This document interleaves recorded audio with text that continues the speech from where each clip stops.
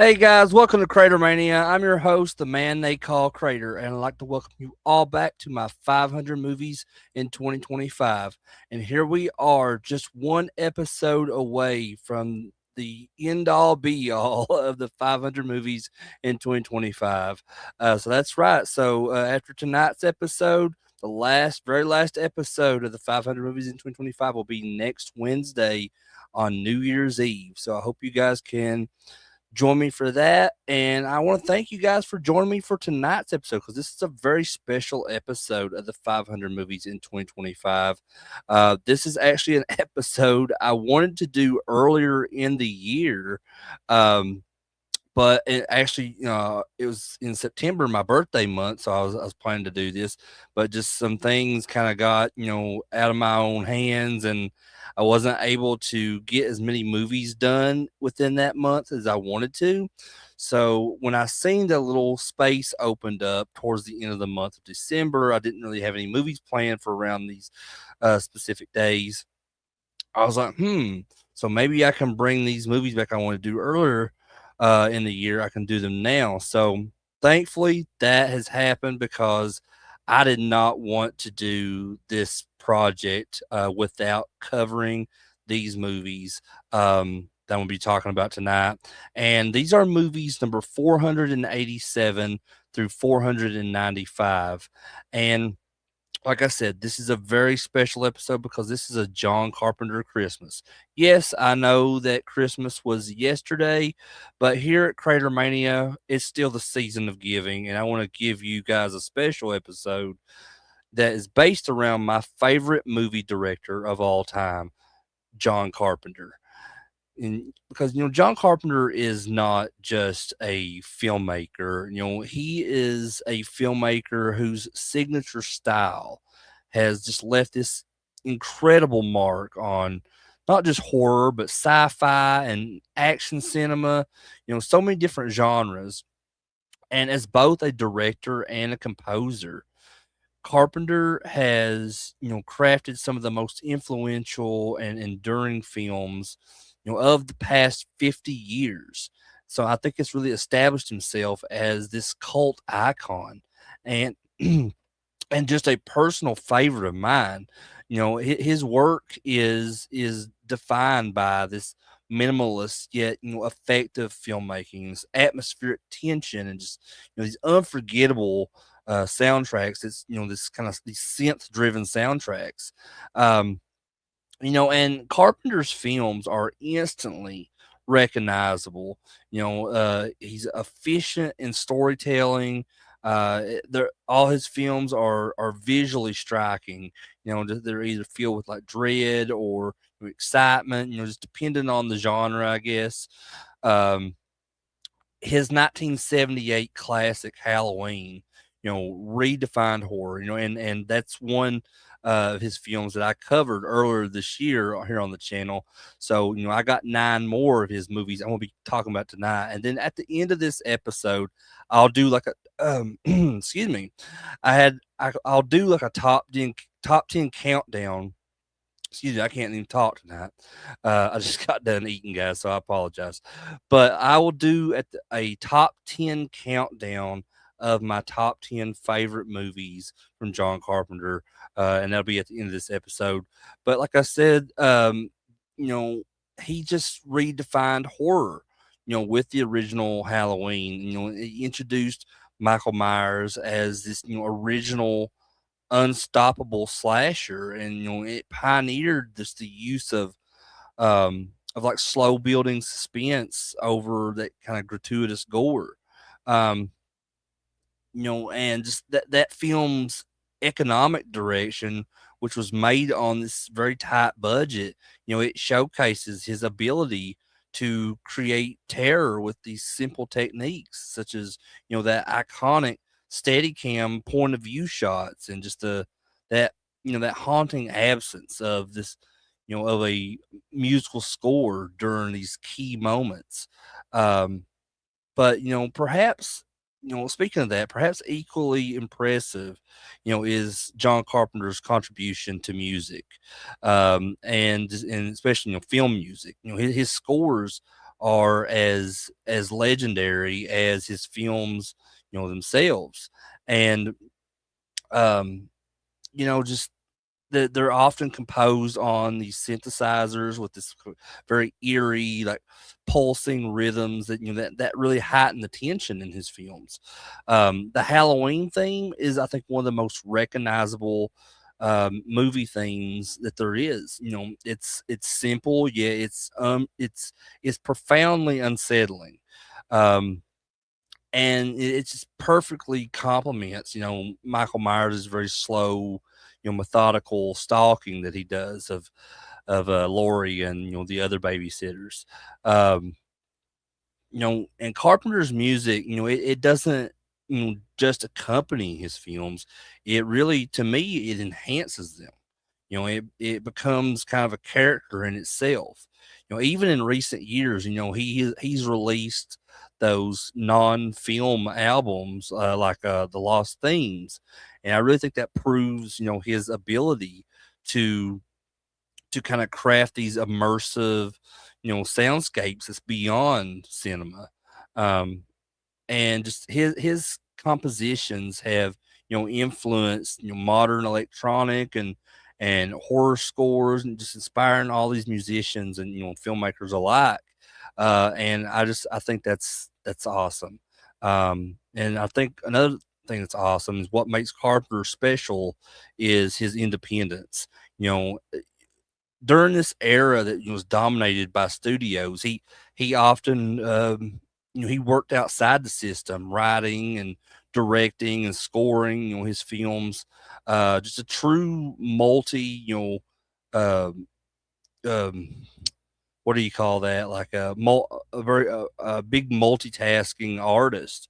I guess that's what you could call it. The just though mainstream success eluded him, at times his impact on genre filmmaking is undeniable. Directors like Quentin Tarantino, Edgar Wright, and James Wan have all cited him as an inspiration, and his films, continue to be re, revisited and rediscovered. Um, but John Carpenter to me is more than just a director or a composer. He is a visionary, um, whose whose work transcends genres and blending tension and atmosphere and music in this kind of unique cinematic language, I guess you could say. Just whether through that creeping terror of of Halloween, or that that kind of bleak paranoia of The Thing, or just any of these pulsating beats through his soundtracks. John Carpenter's legacy is immortal. Um, for any fan of horror, sci-fi, or just unforgettable filmmaking in general, um, his body of work remains, I think, essential viewing and listening.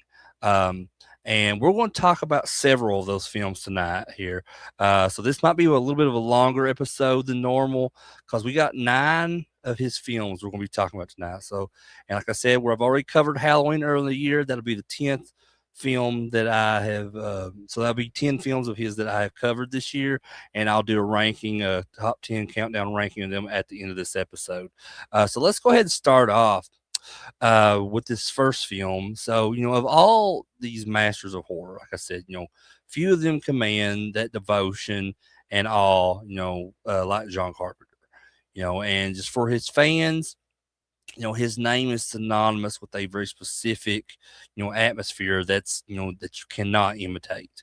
With the synth-driven scores, the widescreen compositions, that palpable sense of dread that's conjured from shadow and suggestion. While films like Halloween, often kind of sits at the pinnacle, of his filmography, you know, I think with this first film, there exists this kind of, you mist shrouded gem, a quieter, more melancholic, nightmare that I think for many fans, represents that purest essence of his craft, and that's The Fog from 1980.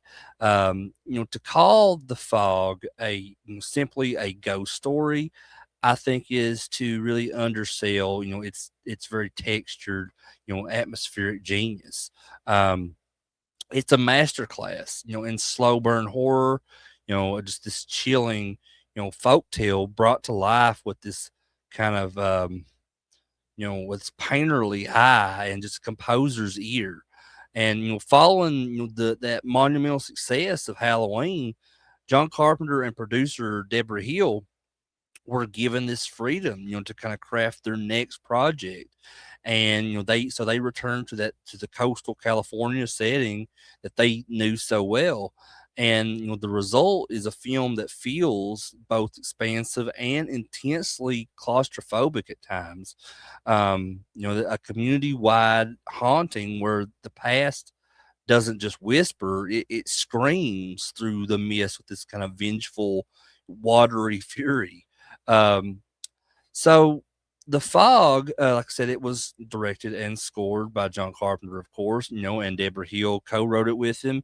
And it assembles this phenomenal ensemble cast, that kind of reads like a John Carpenter repertory company. You have Adrienne Barbeau, Jamie Lee Curtis, Tom Atkins, Janet Leigh, amongst others, just alongside, Hal Holbrook and, uh, the film is just this mosaic of intersecting lives in the small, picturesque coastal town of Antonio Bay, and the plot here is deceptively simple. So on the eve of the town's centennial, a strange, glowing fog rolls in from the sea, and bringing with it these vengeful ghosts of these mariners who were betrayed and murdered by the town's founders a century earlier.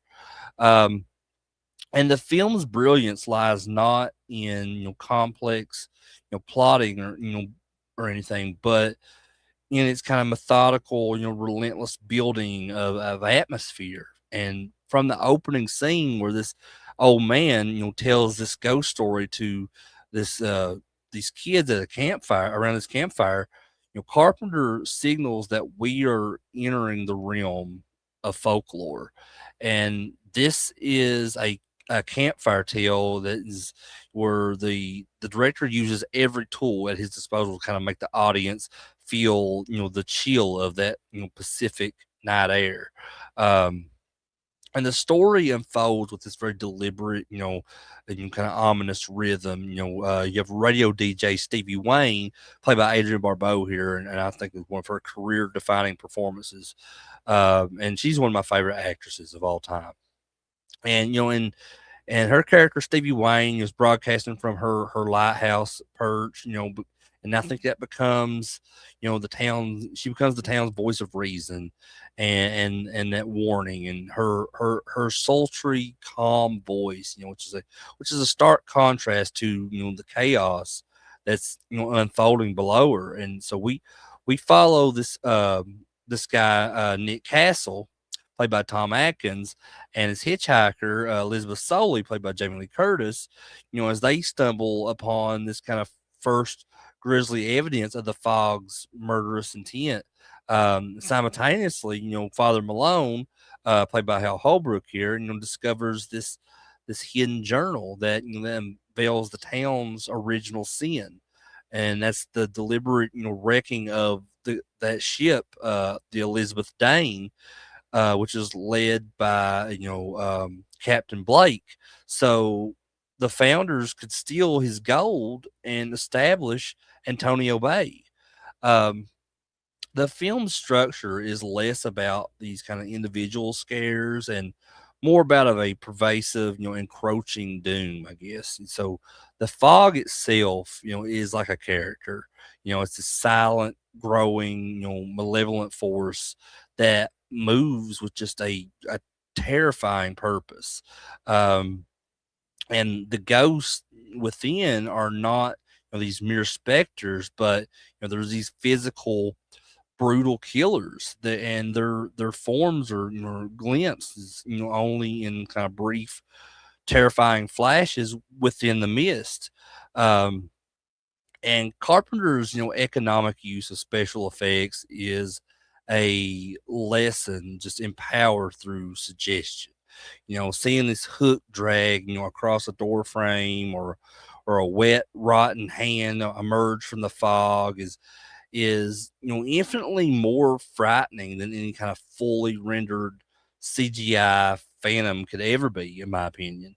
Um, and crucially, the horror is rooted in kind of a very powerful theme here. So the sins of the past, returning with this kind of bloody interest. The founders' greed and the murder are not like abstract history. They are a debt that has come due, and the entire town, innocent and guilty alike, must face these collectors. So this gives the horror this very tragic weight, making the climax in that happens in the church, where these the surviving townsfolk must confront the literal and figurative ghost with just the very gold that damned them.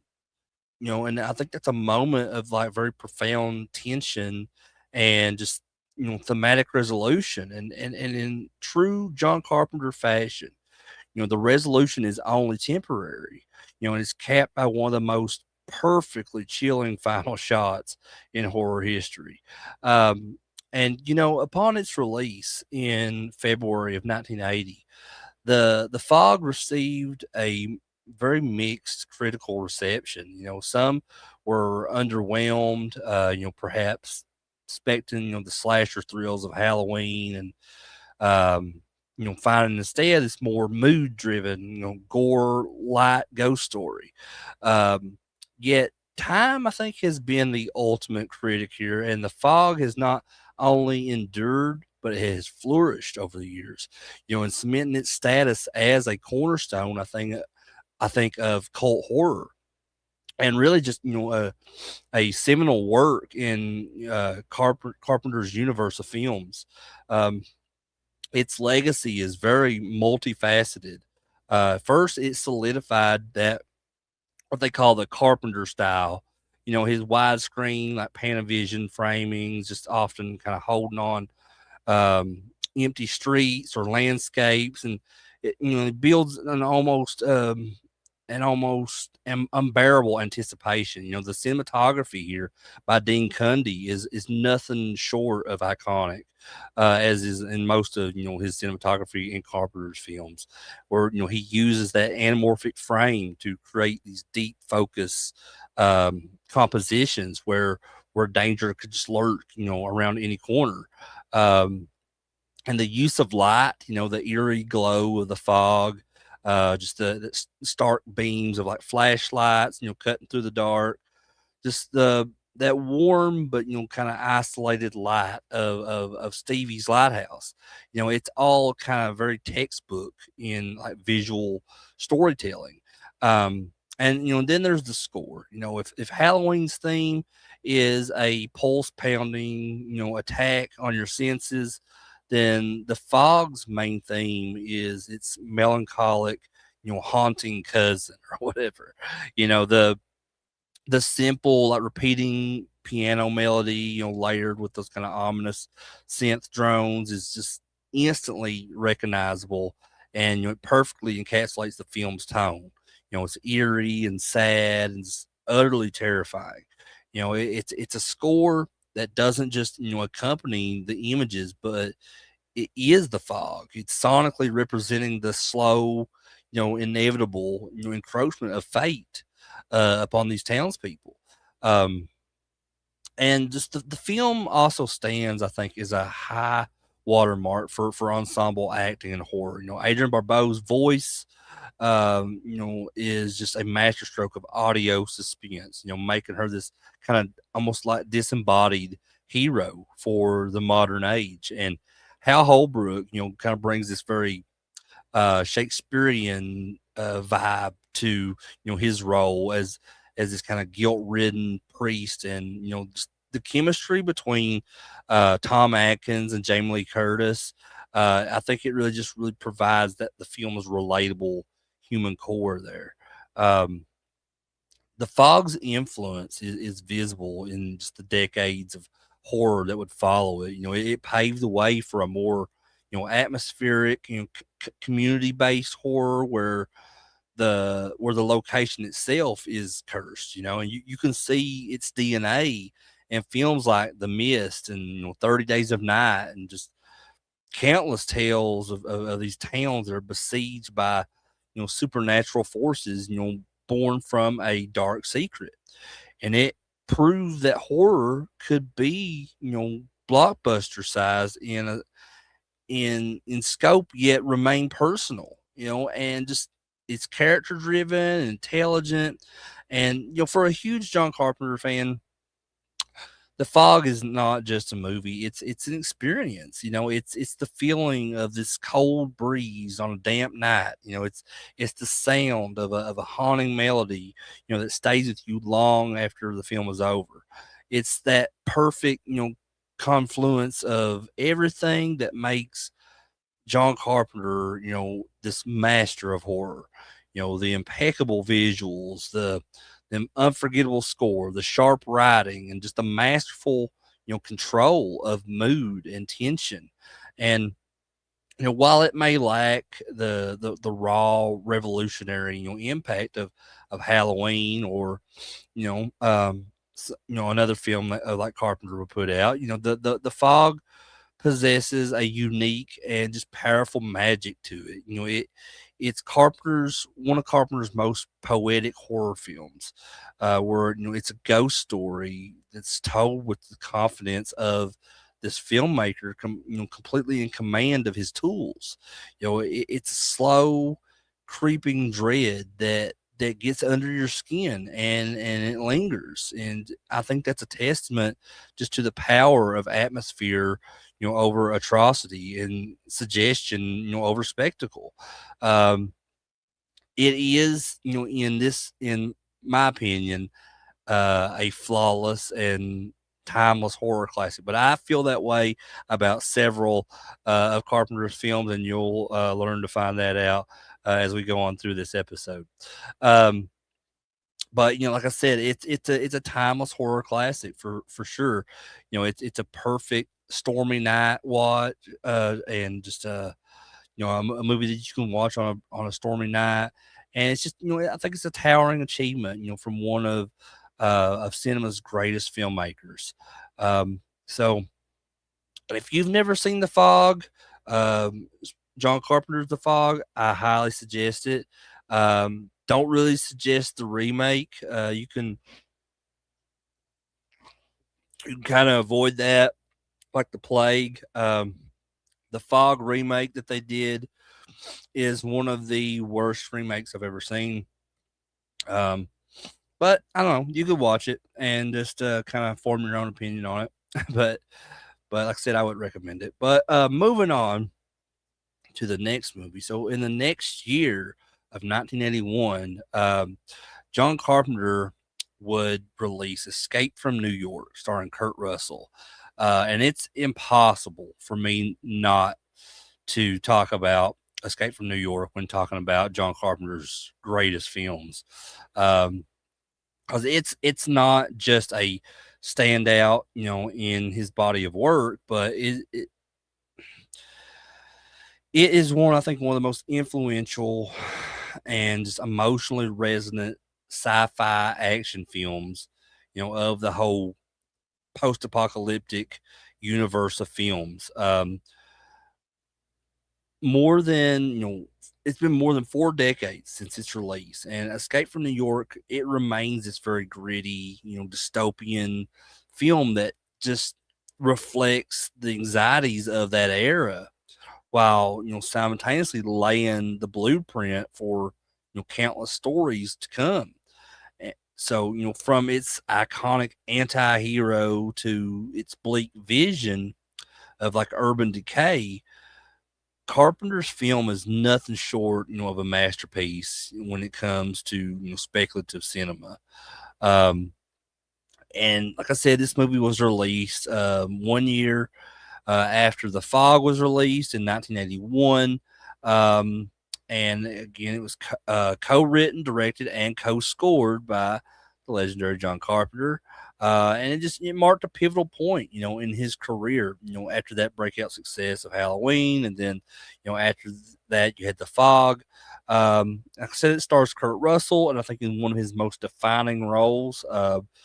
And as Snake Plissken, and the film delivers this grim, stylized vision of America in 1997, which is now this nation is ravaged by war and staggering crime rates, just so extreme that Manhattan Island has been converted into this maximum security colony. It's sealed off from the rest of the world by this massive security wall. Um, and when Air Force One is hijacked by these anti-government extremists and crashes into the prison island, the president of the United States here, who is played by Donald Pleasance, is captured. And so time is now of the essence, and he must be rescued within 24 hours, or this vital peace summit will collapse and plunges the world further into chaos. So here enters Snake Plissken, who is this very hardened, cigar chomping former special forces soldier turned federal prisoner, and he's portrayed by the legendary Kurt Russell, who you'll come to know in a lot of John Carpenter's films. So, given this kind of grim ultimatums, Snake is injected with these micro explosives in his arteries that are set to detonate within 22 hours. And if he succeeds in retrieving the president, he'll be pardoned and taken care of. The go ahead and just the micro explosives within him are null and void. But if he fails or he takes too long, he dies. And what follows is this very relentless, claustrophobic odyssey through these lawless ruins of Manhattan. And John Carpenter, he shot the majority of the film in St. Louis, Missouri, due to budget constraints, and New York's inability to convincingly portray a dystopian hellscape. But this transformed that kind of decaying urban architecture into this very haunting symbol of societal collapse. And what the film lacks in that high tech spectacle, it more than makes up, for in tone and aesthetic and mood, which is they're all hallmarks of Carpenter's signature style. Um, so Snake, he navigates this landscape as is populated by all these anarchic gangs and these desperate survivors and corrupt power brokers, including the tyrannical Duke of New York, played by Isaac Hayes, and his enforcer Romero, um, and which I think that guy's name was Frank Doubleson or something. I forget what his name was, but Romero was a very interesting looking character in Escape from New York, and I often wondered if they got the name from George Romero.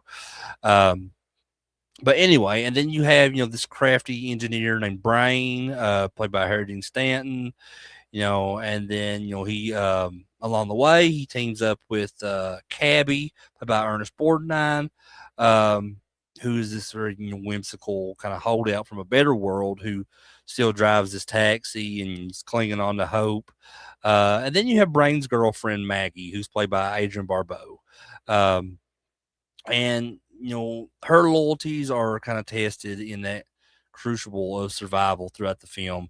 But the film culminates in this very tense escape across the 69th Street Bridge, and it's completely loaded with just emotional weight and that moral ambiguity, um, in a twist that elevates the film beyond mere action fare. Um, Snake discovers that the president's, diplomatic peace offering, which is this cassette tape that contains the key to nuclear fusion, is a fraud. And the real tape that he reveals with this quiet defiance is destroyed. So Snake, that rogue anti-hero, becomes this unexpected moral sinner, rejecting this corrupt system that values power over people. Um, Escape from New York was a critical and commercial success, upon its release. It earned over $50 million on a $6 million budget.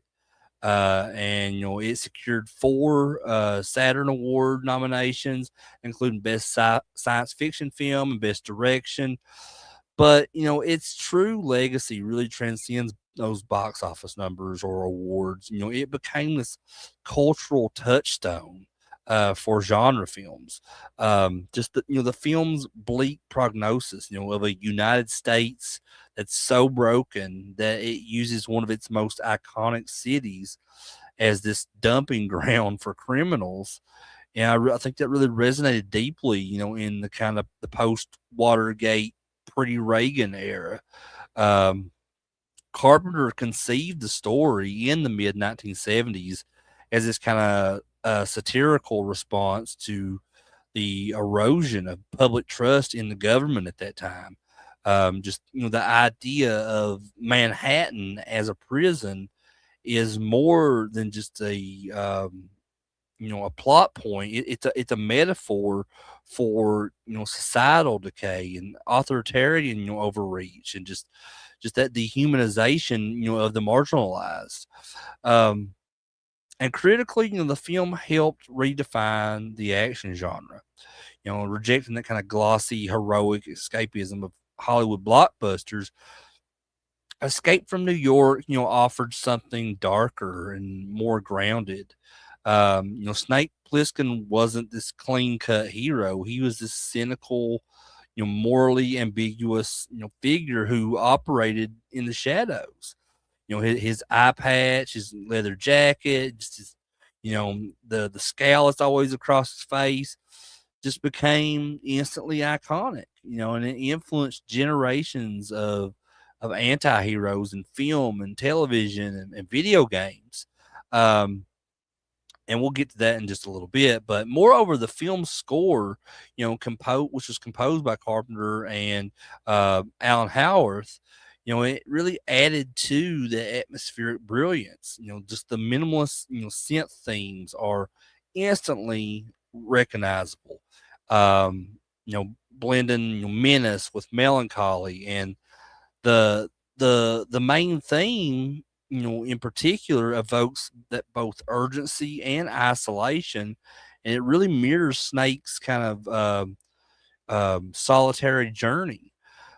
And Escape from New York, it also laid the groundwork for John Carpenter's 96 sequel years later, Escape from LA, which is this kind of self-aware satire of 1990s cultural paranoia that expanded, the mythology while maintaining that those core themes of government cynicism and, societal collapse. And though it was less commercially successful, the sequel kind of further cemented, the franchise's cult status. Um, but going back to what I was mentioning earlier about, its influence on video games, particularly the Metal Gear Solid video game series. And I think that's perhaps one of the most profound and lasting impacts of Escape from New York, is where it can be seen, its influence can be seen in the Metal Gear Solid series, which was by the legendary game designer Hideo Kojima. Um, the parallels are not coincidental. They are deeply intentional. So Snake Plissken from Escape from New York is the clear, spiritual predecessor to the main character Solid Snake, which is the Metal Gear Solid series, hero. And both of those characters are these rogue operatives with these military backgrounds. They're clad in black. They're tasked with these infiltrating these hostile zones for high stakes missions. The parallels extend beyond appearance. Solid Snake's name is a direct homage to Snake Plissken. just and the very premise, of a lone operative entering this quarantined urban area, like in Metal Gear Solid. The setting is Shadow Moses Island, but the concept is very similar.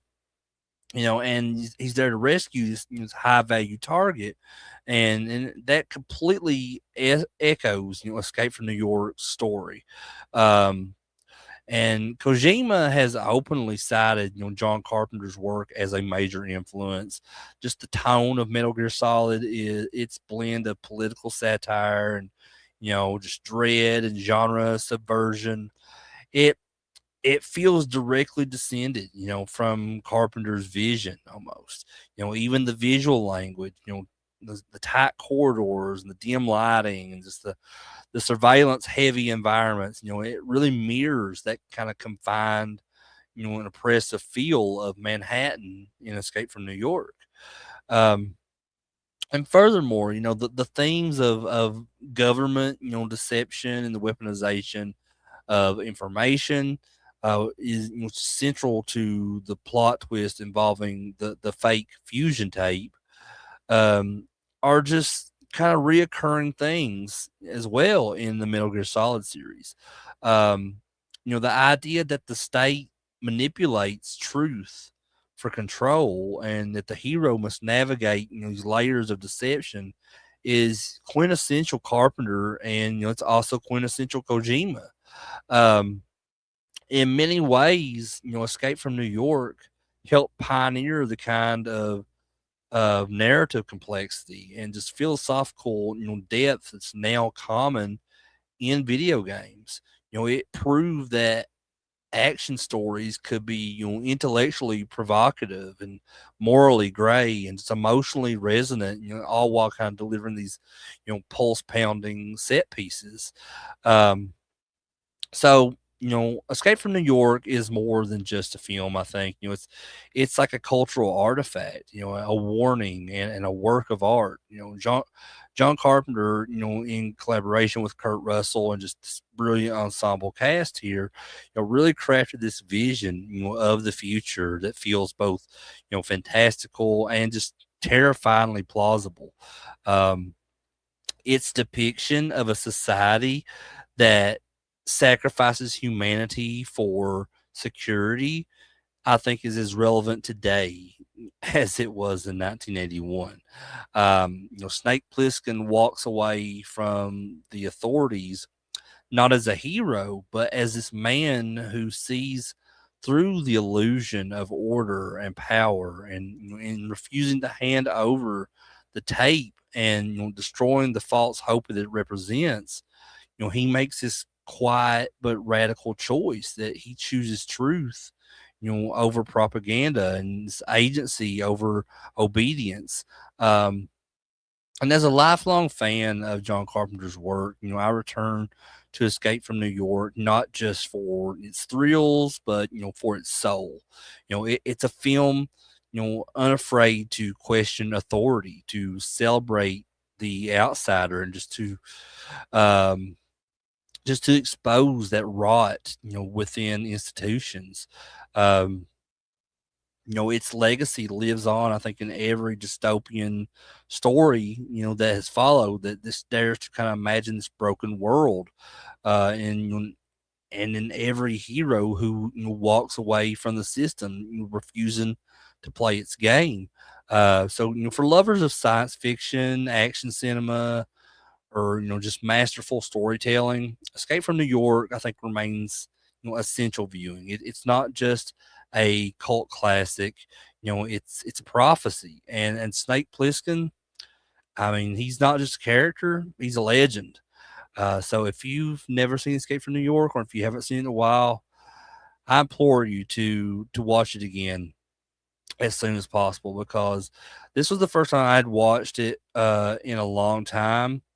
It's been several years since I last seen it, and man, I think this is one that I will watch more often, because I had just forgotten how amazing this film is, and just how influential it has been for not just films but other sources of media throughout the years. So yeah, but moving on now to the next film. Uh, so with this next film, it's I just want to start off by saying with John Carpenter's films, sometimes it can nearly be impossible to choose a favorite of mine. What my favorite John Carpenter film is. From that kind of minimalist tension of Halloween to the dystopian satire of They Live. Carpenter has consistently, pushed the boundaries of genre storytelling with just that distinct blend of atmosphere and social commentary. These unforgettable scores. But if I had to select one film that represents the apex of his artistic vision, that film would unquestionably be The Thing from 1982, which is a remake. And it's the greatest remake that there has ever been, in my opinion. To me, it's not only John Carpenter's most complete and visceral work, but I think it's one of the greatest achievements in the history of film, not just sci-fi and horror cinema. I'm talking about all of film history. I love this movie so much. It's a triumph of mood and practical effects and just psychological dread. Um, it's a film that's so intense and so unflinching um, and just so thematically rich that decades after its release, it continues to evolve in this kind of cultural imagination. It is without a doubt, one of the greatest films ever made. Um, so it was released in 1982, of course, directed by John Carpenter from a screenplay by Bill Lancaster. Um, the Thing is this reimagining, not a mere remake, but it's a reimagining of the 1951 sci-fi classic The Thing from Another World, starring James Arness, and which itself was loosely based on John W. Campbell Jr.'s novel from 1938, Who Goes There?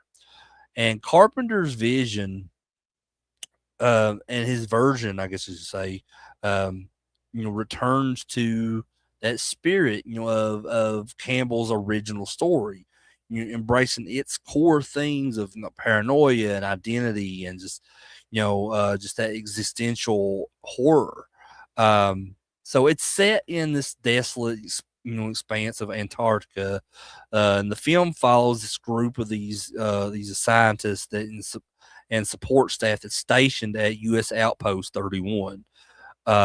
And their isolation is already suffocating when it's shattered by this arrival of this Norwegian helicopter that's chasing this seemingly harmless sled dog.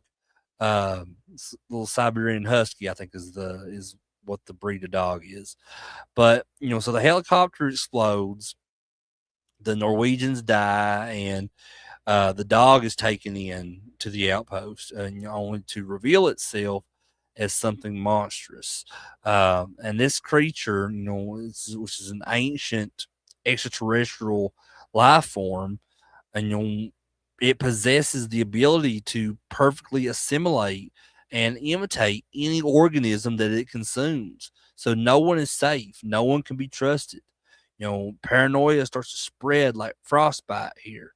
Um, and Kurt Russell is back once again working with John Carpenter, and he delivers another one of his career defining performances here as RJ McCready. And RJ McCready is the brooding, whiskey drinking helicopter pilot, whose rugged individualism and that cynical intuition makes him this kind of reluctant leader in the face of an unimaginable horror. Um, and alongside him, you have this stellar ensemble cast, including Wilford Brimley as Blair. You have Keith David as Childs, T.K. Carter as Knowles, just to name a few. And they all kind of flesh out this group of these men who, stripped of all civilization, descend into fear and suspicion and ultimately self-destruction.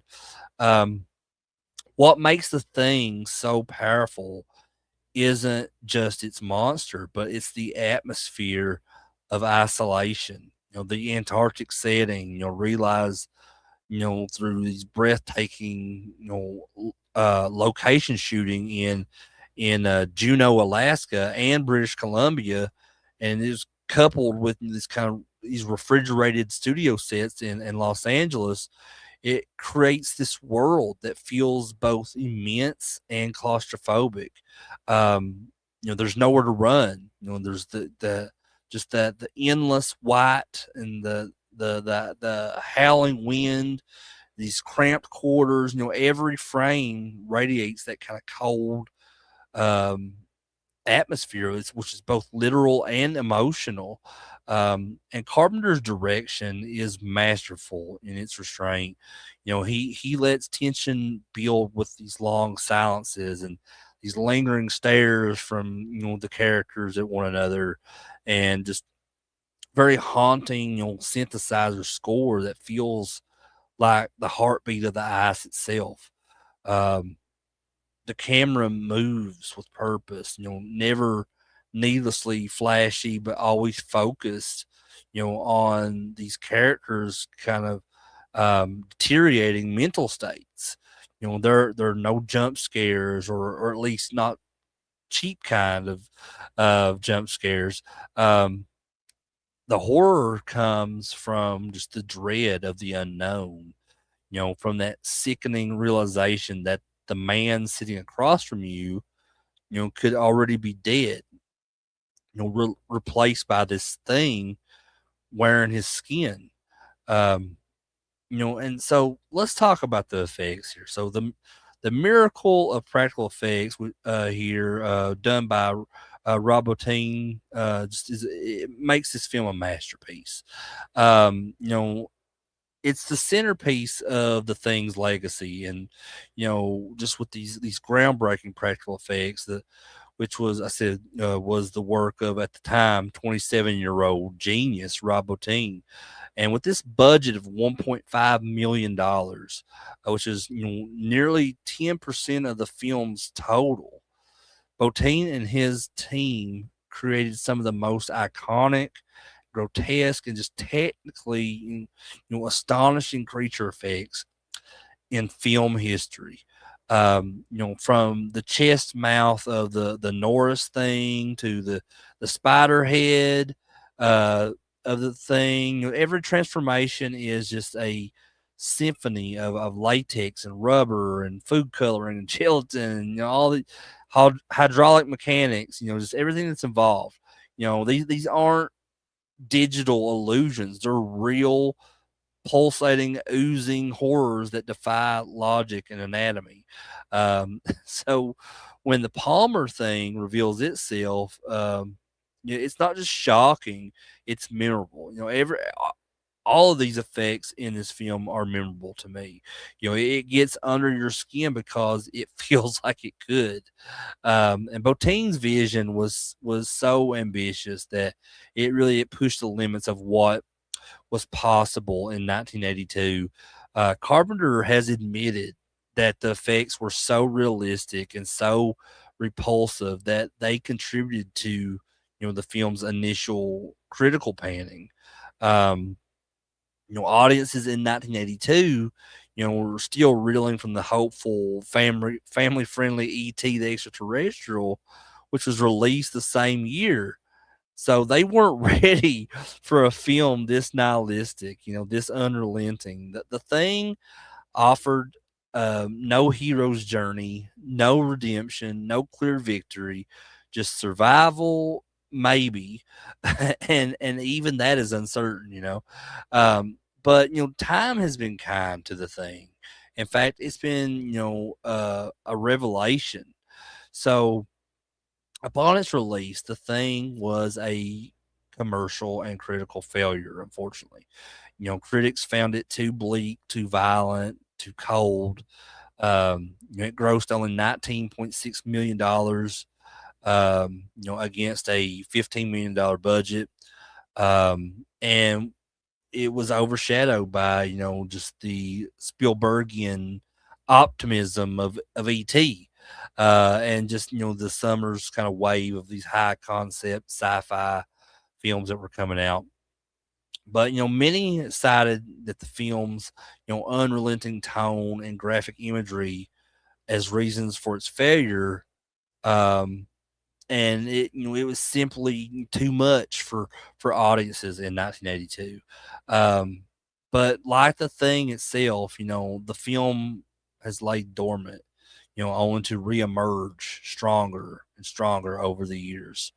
With the rise of home video in the 1980s and the 1990s, the thing found this devoted cult following. Viewers who were no longer bound by the expectations of a theatrical experience could absorb the the film's kind of slow burn, its psychological depth, its commitment to ambiguity.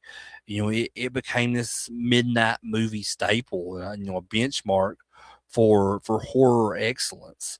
And today, The Thing is revered as one of the greatest sci-fi and horror films ever made. To me, it's one of the greatest films ever made in general.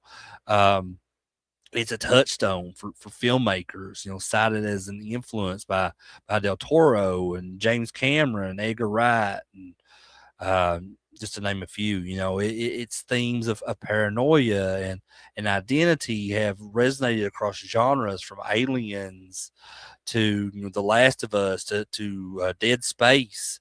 Um, and there was a video game adaptation of The Thing in 2002, and it's often considered one of the best licensed games ever made.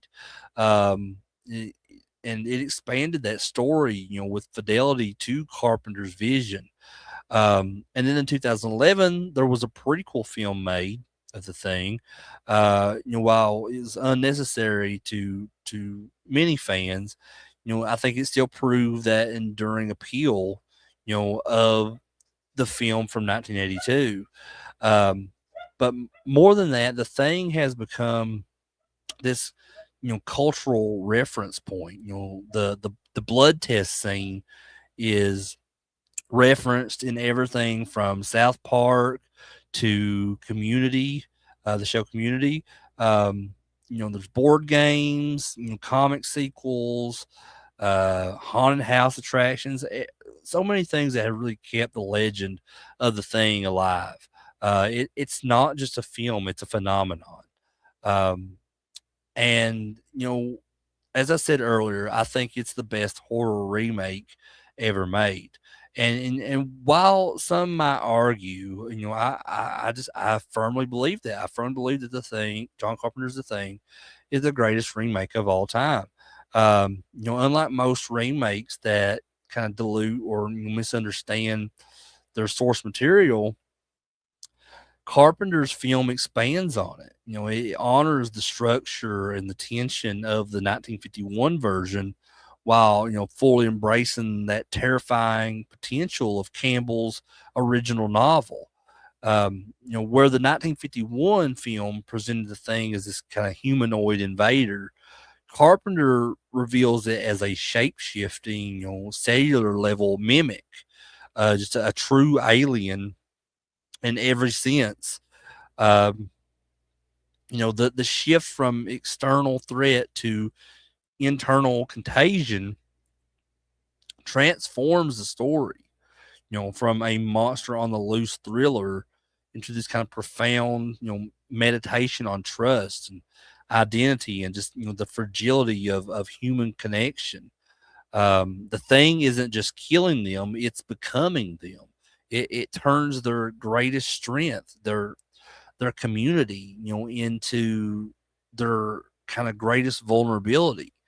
Um, and I think this kind of thematic depth, elevates The Thing beyond genre. It's kind of a Cold War allegory, a commentary on the whole AIDS era fears, and just a study of isolation, and just a nihilistic, counterpoint to the heroism of 1980s cinema. And yet it never feels didactic. Carpenter trusts his audience to sit with the discomfort, to question every character's motives to wrestle with just the final scenes, devastating ambiguity. Um, but the thing is more than a movie to me. It's just like I said earlier about the fog. It's an experience. It's a film that just demands to be seen and to be debated and revisited. It's cold and cruel and uncompromising, but it's also beautiful. In its craftsmanship and just the fearlessness. In its vision. For me, as a John Carpenter fan, it really represents the director at his most confident, most daring and just most artistically pure. It's the film where every element, with the score, cinematography, acting, writing, direction, effects, it all converges into this singular kind of unforgettable vision. It's a movie that doesn't just scare you; it haunts you. Long after you've watched the film and it's over with. You're kind of left staring into, you know, um, staring out into space, wondering, who can I trust? Kurt Russell, and Keith David, at the end of this film, they're sharing this bottle of scotch, as the world is burning around them and, their fates are unknown. I think this is cinema at its most profound. There's no victory, there's no escape, there's, only survival in that moment. And, perhaps that's all we ever have. Um, the thing didn't just redefine horror, it's redefined what genre films could be, artistic and intelligent, emotionally devastating. Um, it was misunderstood in its time when it was released, but now, it stands tall as this towering achievement in film. And so for any lover of film or horror, storytelling, whatever, the thing is not just recommended, it's essential. It is, in my eyes, not only John Carpenter's masterpiece, but it's one of the greatest films ever made. I can't state that enough. And like the creature itself, it refuses to die. It only grows stronger with time. I see more and more people talk about this movie, more people being exposed to this movie, and um, just falling in love with this movie, just like I did so many years ago. And if are watching this and you've never seen John Carpenter's The Thing from 1982, go and watch this as soon as possible. You will absolutely not regret it. Give me just a second here, guys. Because I still got a lot more movies to talk about with you guys tonight. So let's go on to the next film.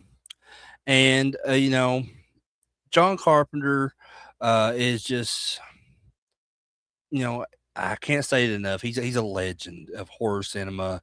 He's a director whose name just alone conjures, images of just relentless dread and atmospheric storytelling. And his filmography is just studded with so many classics that just redefine, genre filmmaking. And this next one, which is the 1983 adaptation of Stephen King's Christine. It may not be as widely celebrated as King adaptations like The Shining or Carrie, but it is, in my estimation, one of the best Stephen King film adaptations ever made. It has a very haunting, stylish, and just deeply tragic tale of obsession and possession and, toxic love. Christine is not just a horror movie about, a killer car. It's a meditation on identity and adolescence and just that corrupting influence of just unchecked obsession. With Carpenter's signature direction, and this electrifying score, which is again co-composed with Alan Howarth, and then you have this stellar cast led by Keith Gordon. Christine deserves recognition, as one of Carpenter's kind of unsung masterpieces. Um, you know, And Stephen King adaptations are hit or miss. Some transcend their source material, like The Shawshank Redemption or Misery, while there are some that kind of fall flat, like The Dark Tower, Dreamcatcher. Christine, however, is a rare case where the film not only honors the novel but arguably improves on it. Where Stephen King's book leans into the supernatural with a more explicit, haunting backstory, Carpenter's film wisely, keeps Christine's origins ambiguous, letting the car's malevolence feel more enigmatic. And Carpenter distills, King's themes of possession and lost innocence and destructive obsession into this lean, mean horror film. Stripping away some of the novel's excess, while preserving its emotional core. Um, the result here is this streamlined, visually striking nightmare that stands tall, among the best Stephen King adaptations. Um, and I feel like in ways it's better than Carrie. Although I like Carrie more than Christine, but I feel that way in terms of thematic depth and just and it's far superior, I think, to Maximum Overdrive, even though I love Maximum Overdrive when it comes to execution. But anyway, Christine is set in 1978, and it follows Arnie Cunningham, played by Keith Gordon, who's this shy, nerdy high schooler who is just constantly bullied by this jock, Buddy Repperton, and and his gang. And Arnie's only friend is Dennis, played by John Stockwell. And Dennis is the school's star football player. And one day, Arnie spots this rusted 1958 Plymouth Fury named Christine in this junkyard. And Dennis is trying to warn him, like, don't do this, don't buy this. But Arnie doesn't listen to him, and he buys it on impulse. So what follows that is this very slow descent into madness.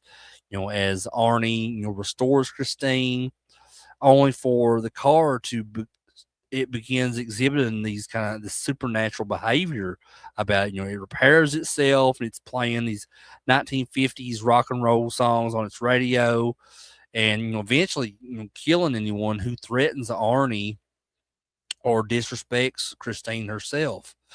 Um, and as Arnie, he becomes more possessive and aggressive. His new girlfriend Lee, who is played by Alexandra Paul here, Lee and Dennis realize that Christine isn't just a machine; she's alive, and she is claiming Arnie as her own. Um, and the final act in this film is just this crescendo of destruction as Christine, hunts down her enemies, leading to this tragic and explosive, confrontation that just leaves no one unscathed. Um, so Keith Gordon is Arnie Cunningham. Gordon plays Arnie with this perfect blend of just vulnerability and menace, and his transformation from this kind of meek outcast to this arrogant, Christine obsessed loner is just so good. It's so chillingly good. Um, just the slow, erosion of his humanity, just mirrored by, Christine's kind of growing dominance, is really the film's beating heart.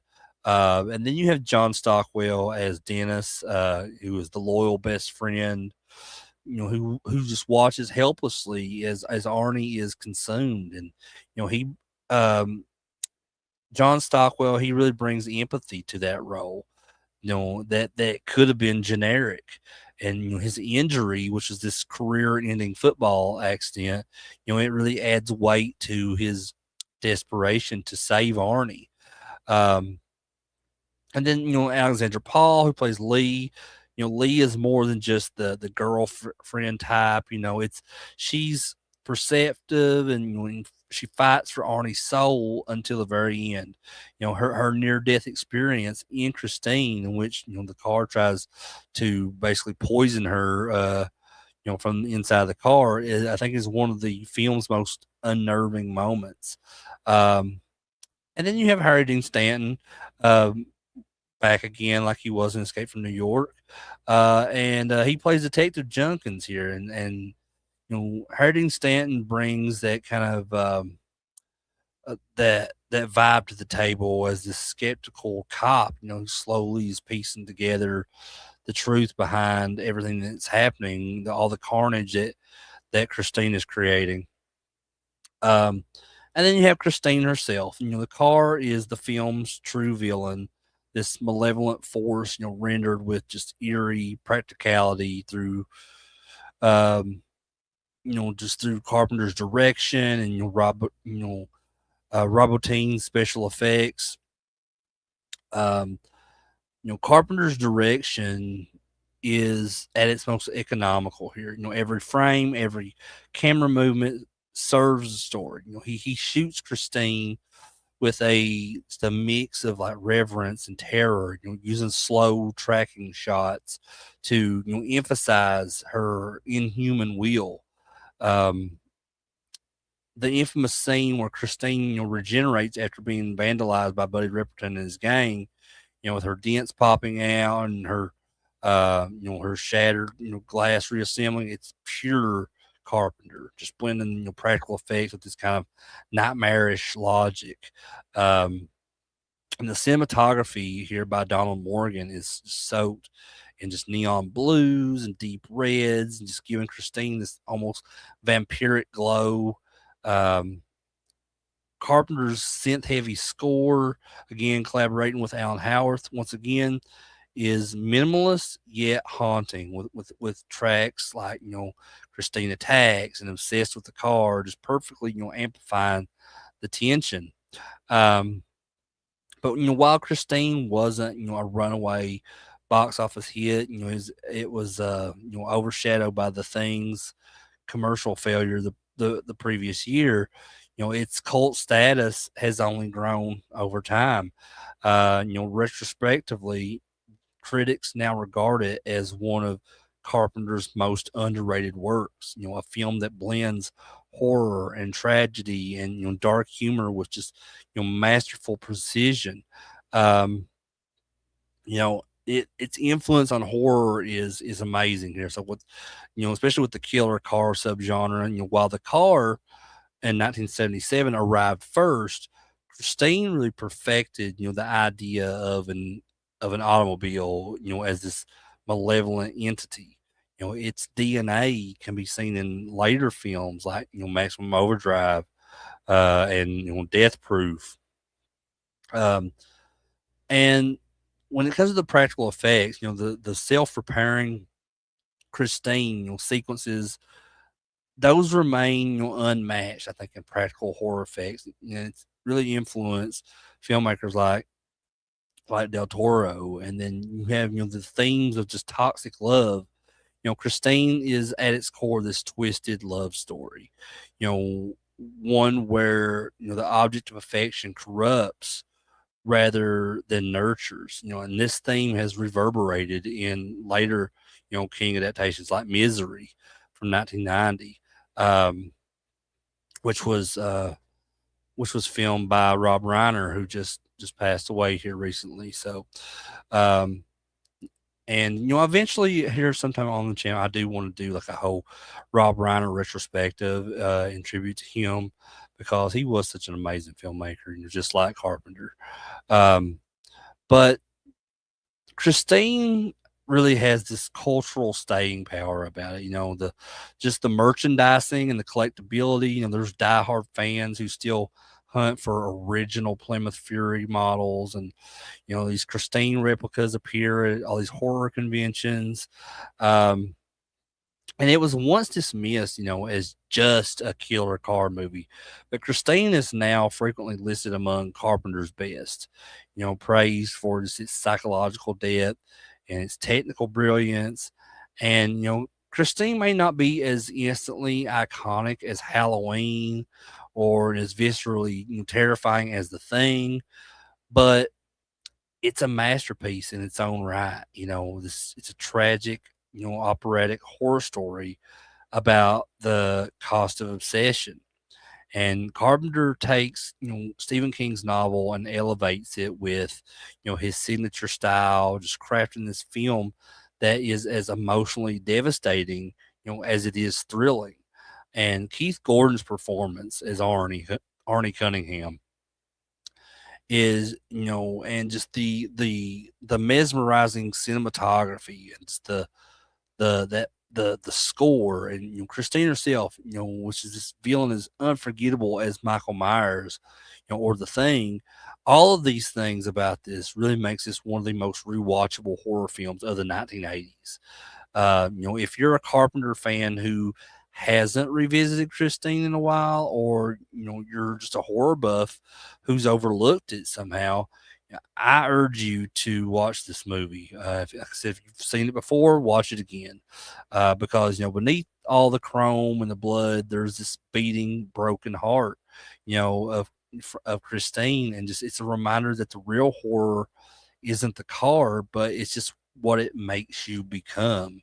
Um, and so, yeah, so such an amazing movie. I mean, like, if I had to pick when it came to the killer car genre, Christine is absolutely the best one. Um, but moving on to the next film. So, um, I've always had this special reverence for Carpenter's ability to blend genres and tone and atmosphere into these uniquely memorable experiences.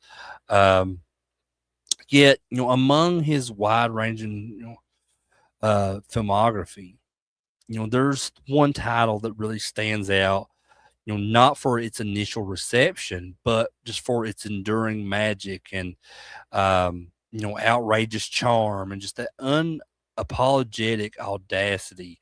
And that is Big Trouble in Little China from 1986. Yes, the year I was born, Carpenter's classic Big Trouble in Little China was released. And what might have been dismissed as a box office, misfire upon release has, over the decades transformed into this beloved, cult phenomenon. And as a fan, I can confidently say it's one of Carpenter's most imaginative, entertaining and wildly underrated triumphs. Um, so Big Trouble in Little China is just a genre defying whirlwind. It's this action, comedy, fantasy, with just deep roots in martial arts cinema and Eastern mythology and, American pulp sensibilities. And at its core, it's a modern day fable, wrapped in this kind of disguise of a big budget studio adventure. Kurt Russell, who's back again with John Carpenter, this time stars as Jack Burton, this very swaggering, fast talking, self proclaimed tough guy, who's this trucker, basically with a heart of gold and just a knack for, stumbling into chaos. And when his friend Wayne, who's played by Dennis Dunn, you know, heads to the airport to pick up his fiance, Miao Yin, trouble starts to arise when this gang known as the Lords of Death abduct her, specifically because she has green eyes. And, Chinese girls don't have green eyes, according to this film. So that detail is, just is no throwaway. It's the linchpin, of a centuries old mystical curse that's tied to David Lopan, played by James Hong. And Lopan is this ancient, immortal sorcerer, which was cursed by this emperor, um, Qin Shi Hang, to exist as this bodiless spirit unless he can marry a woman with green eyes and sacrifice her. So to break free from this prison, this ethereal prison, I guess you'd call it, Lopan has infiltrated, this underworld of San Francisco's Chinatown, manipulating triads and summoning these elemental warriors and just plotting, um, just kind of plotting his physical resurrection, I guess. And so what follows all that is this wild descent, into this hidden world of magic, martial arts duels and this, supernatural intrigue. So Jack and Wang, who are aided by allies like the wise magician Egg Shin, who's played by Victor Wong. Then you have the rebellious lawyer Gracie Law, played by Kim Cattrall, and also this journalist Margot. They all battle through these kind of triad warrens and these enchanted tunnels and surreal dreamscapes to stop Lopan's dark ritual. And along the way, they face off against the three storms: thunder, rain, and lightning, which is Lopan's henchmen. They're blessed with these elemental powers, each more flamboyant and fearsome than the last. And the film's tone is just a masterclass in balance. It's simultaneously a parody of action movie heroes, a loving homage to kung fu epics, and just a genuine adventure with stakes that feel real, and even amidst all the absurdity. Um, Jack Burton is that ultimate fish out of water, a John Wayne type anti-hero who thinks he's in control, but is actually, being carried along by, these mystical currents that he barely comprehends. And his bravado is hilarious. It's all in the reflexes. Yet, yet he never stops trying to do the right thing, making him oddly heroic in spite of himself. And this movie is just a cult classic, born from misunderstanding. At the time of its release in 1986, it was a commercial disappointment. It budgeted between 19 and $25 million, and it grossed only $11.1 million domestically. Studios expected a straightforward action comedy, perhaps a Beverly Hills Cop style crowd pleaser.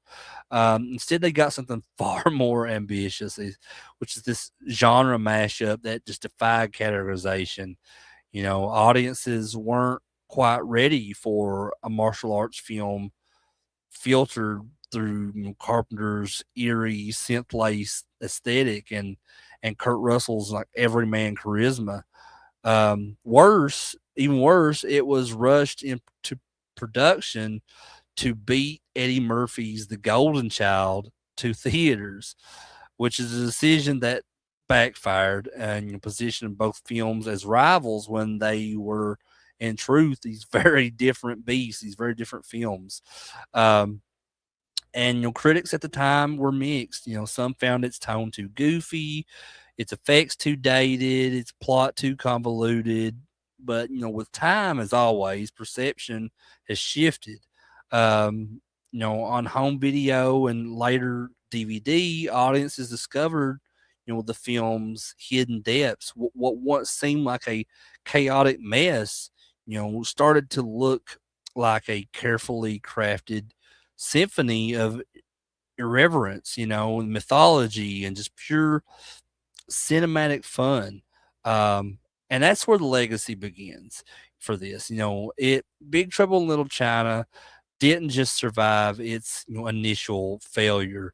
It thrived in that cultural underground. It became a staple of late night, cable rotations, college dorm movie nights, and just comic book conventions. It's a blend of like that Eastern mysticism and that Western bravado, and it just struck a chord with fans of fantasy and action and that offbeat humor, and just more importantly, it offered something very rare, which is representation. In a time when Asian characters in American films were often these sidekicks or stereotypes. Big Trouble in Little China gave us Wang Chi and Egg Shin, which are these intelligent, capable, heroic figures portrayed with just depth and respect. And then you have James Hong's Lo Pan, that remains to be one of the most memorable screen villains of the 1980s. He's very menacing and witty and just dripping with that theatrical flair. Um, the film also showcased, Carpenter's versatility. He was best known for horror, but he demonstrated here that he could command tone and action, and spectacle, which is with equal mastery. His collaboration with composer Alan Howard produced this synth heavy, score that somehow feels both ancient and futuristic. It perfectly, underscores the film's clash of these worlds. And the practical effects, which were modest, by today's standards, were imaginative and effective, especially low pans, ghostly form, and just the climactic, magic battle at the end. But perhaps I think the most significant part, of its legacy is how it redefined what a cult film could be. It wasn't just about these midnight showings or ironic, appreciation. Big Trouble in Little China earned love because it's fun. It doesn't take itself too seriously, but it's not stupid. There's intelligence, behind the jokes, and there's craftsmanship behind all the chaos. It's a film I think that rewards rewatches. Each viewing revealing new details, throwaway lines, visual gags that you may have not noticed, the times before you watched it. Um, and that's why I personally love rewatching a lot of films, especially Carpenter's films, because I'm always finding new things that I didn't notice before, and it gives me even more of a reason to love these films. Um, and this film's influence can be seen in everything from Army of Darkness to Scott Pilgrim versus the World, from Everything Everywhere All at Once to Shang-Chi and the Legend of the Ten Rings.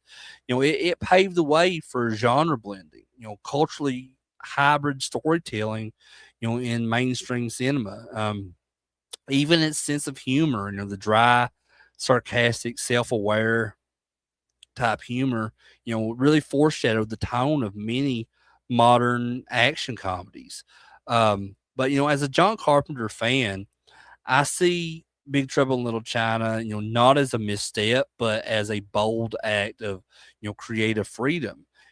Just in the wake of its commercial failure, Carpenter, grew disillusioned with Hollywood and returned to independent filmmaking, which is a decision that led to underrated gems like In the Mouth of Madness and Village of the Damned. But I can't help but think that Big Trouble in Little China was, punished for being ahead of its time.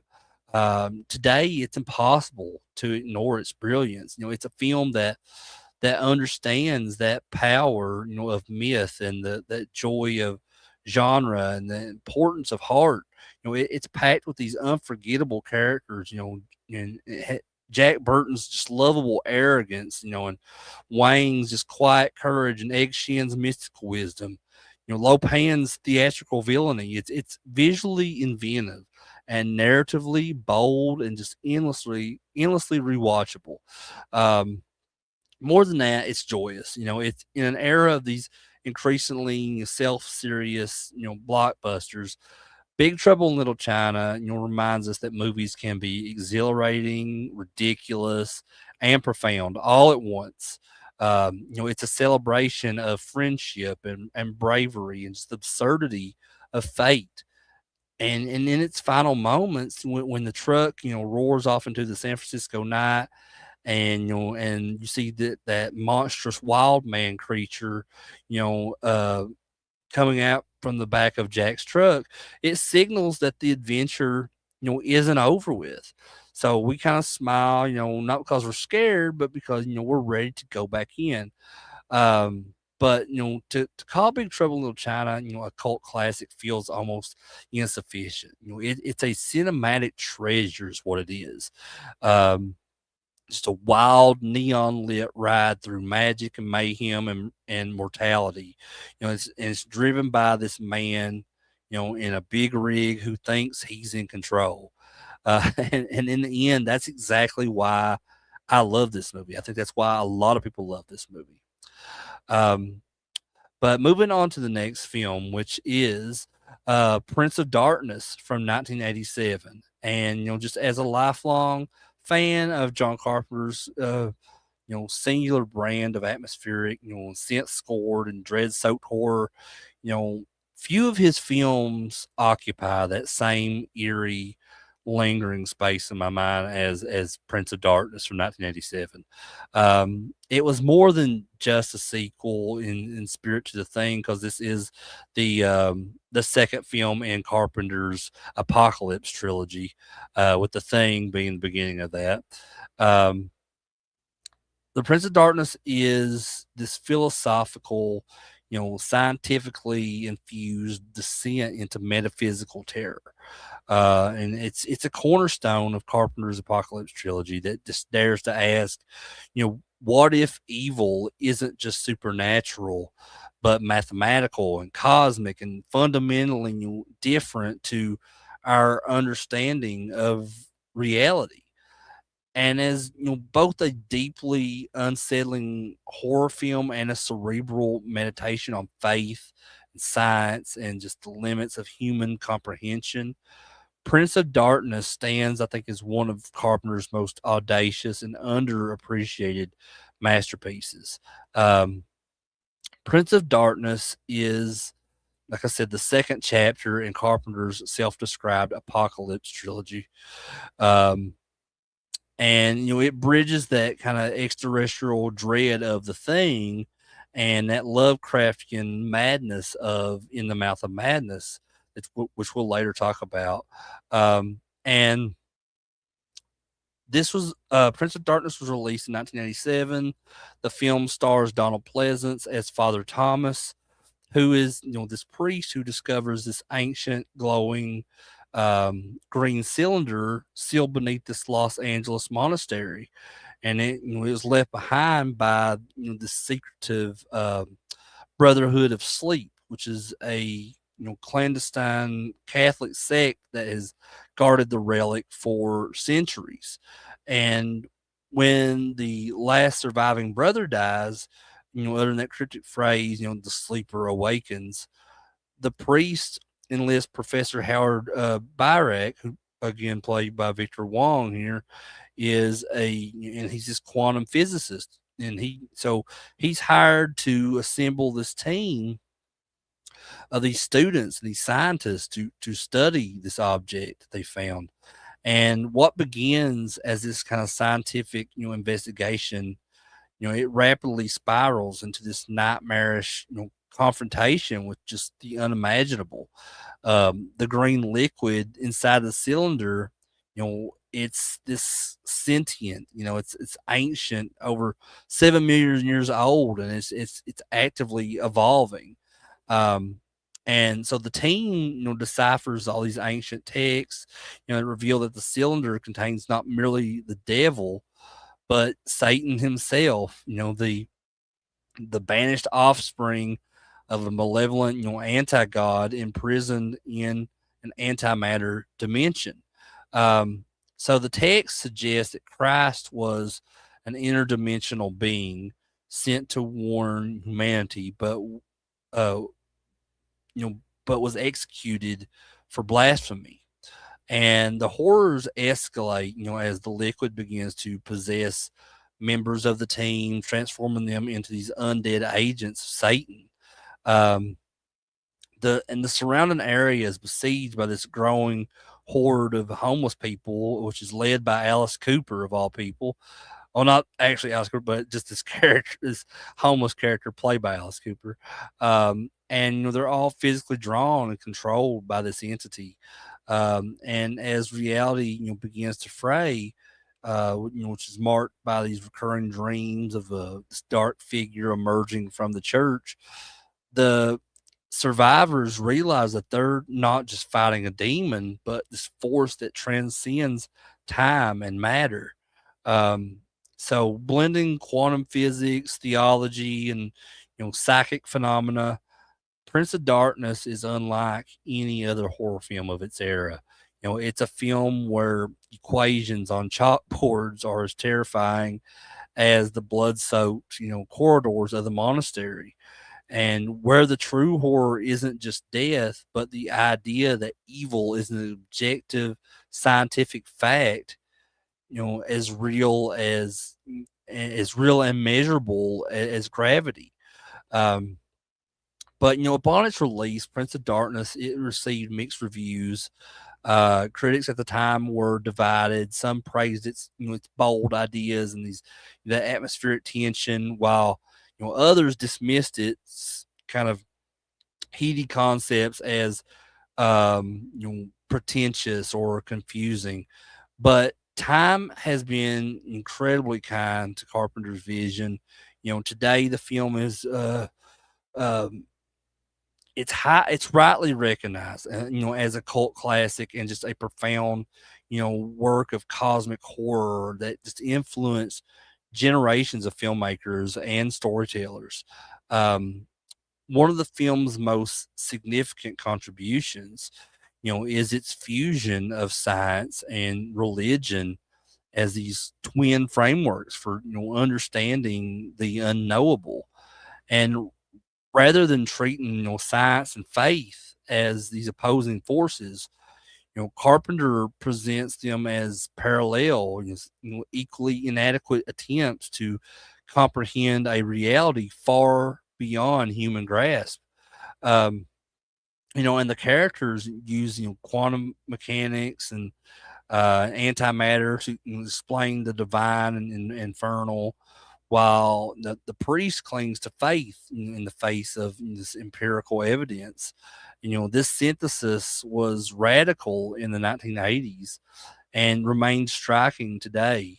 The film suggests that perhaps theology is an ancient form of science, and science in turn may be approaching a theology of the cosmos.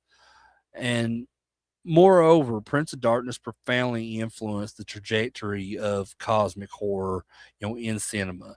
Its use of shared dreams as this kind of narrative device, where messages are sent backward through time. Um, it just foreshadowed later works like the movie Arrival and Interstellar, where time and consciousness, operate beyond these linear constraints. Um, and the film's visual language, with the distorted video footage of the future, glitches in reality, the pulsing green ooze, it all feels remarkably modern. Anticipating that digital dread like of The Ring and or the film Annihilation from 2018. Um, the film's score, which was composed by Carpenter and Alan Howarth, is another pillar of its legacy. Just that pulsing metallic sense, create this oppressive industrial ambiance that just seeps kind of into your skin, into your bones. It's not just background music, it's part of the atmosphere, almost a character itself, just amplifying, that sense that something ancient and alien is awakening. Um, this sonic identity it brings has influenced, countless horror soundtracks from Stranger Things to It Follows.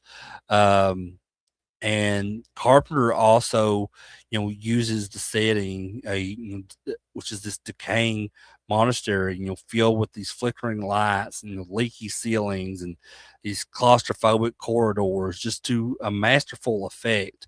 It's a gothic space transplanted into modern urban decay, just symbolizing how ancient evil persists in the cracks of civilization.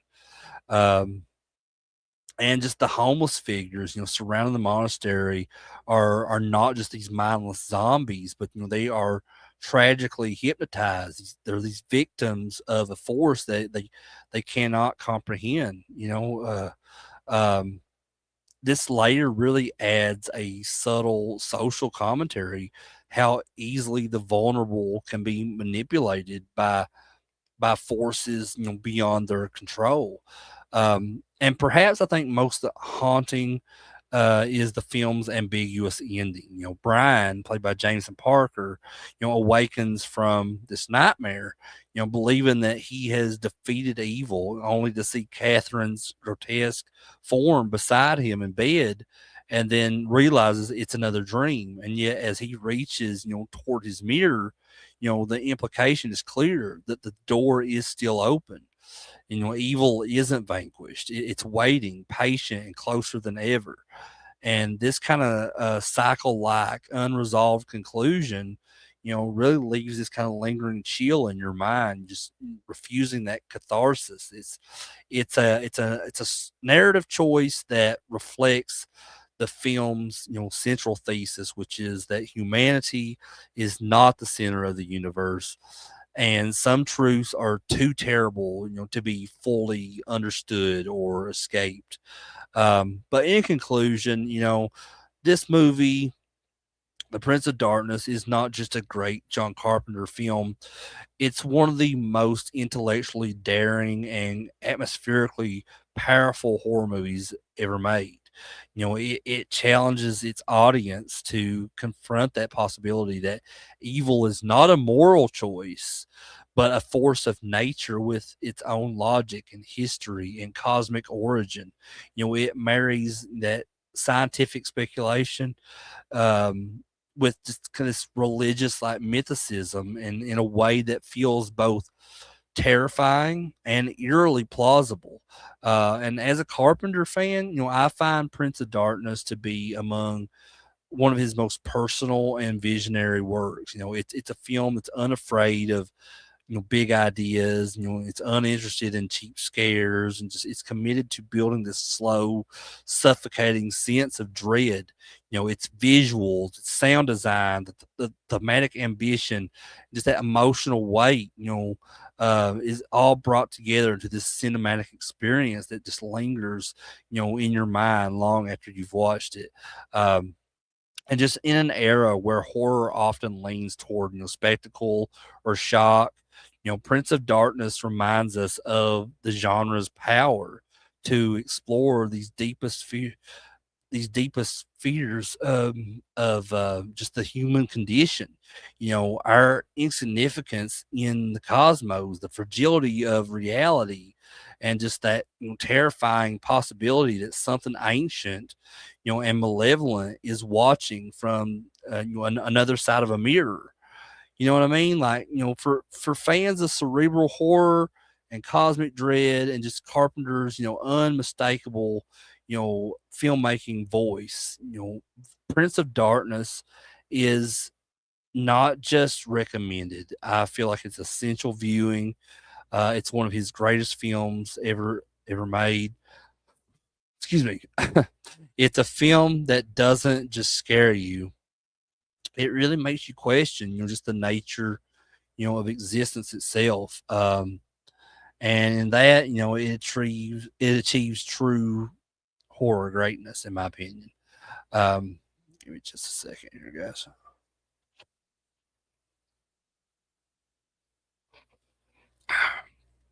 Now, moving on to the next movie. This next movie, I'm actually representing it tonight with my Rowdy Roddy Piper shirt, where Vince McMahon is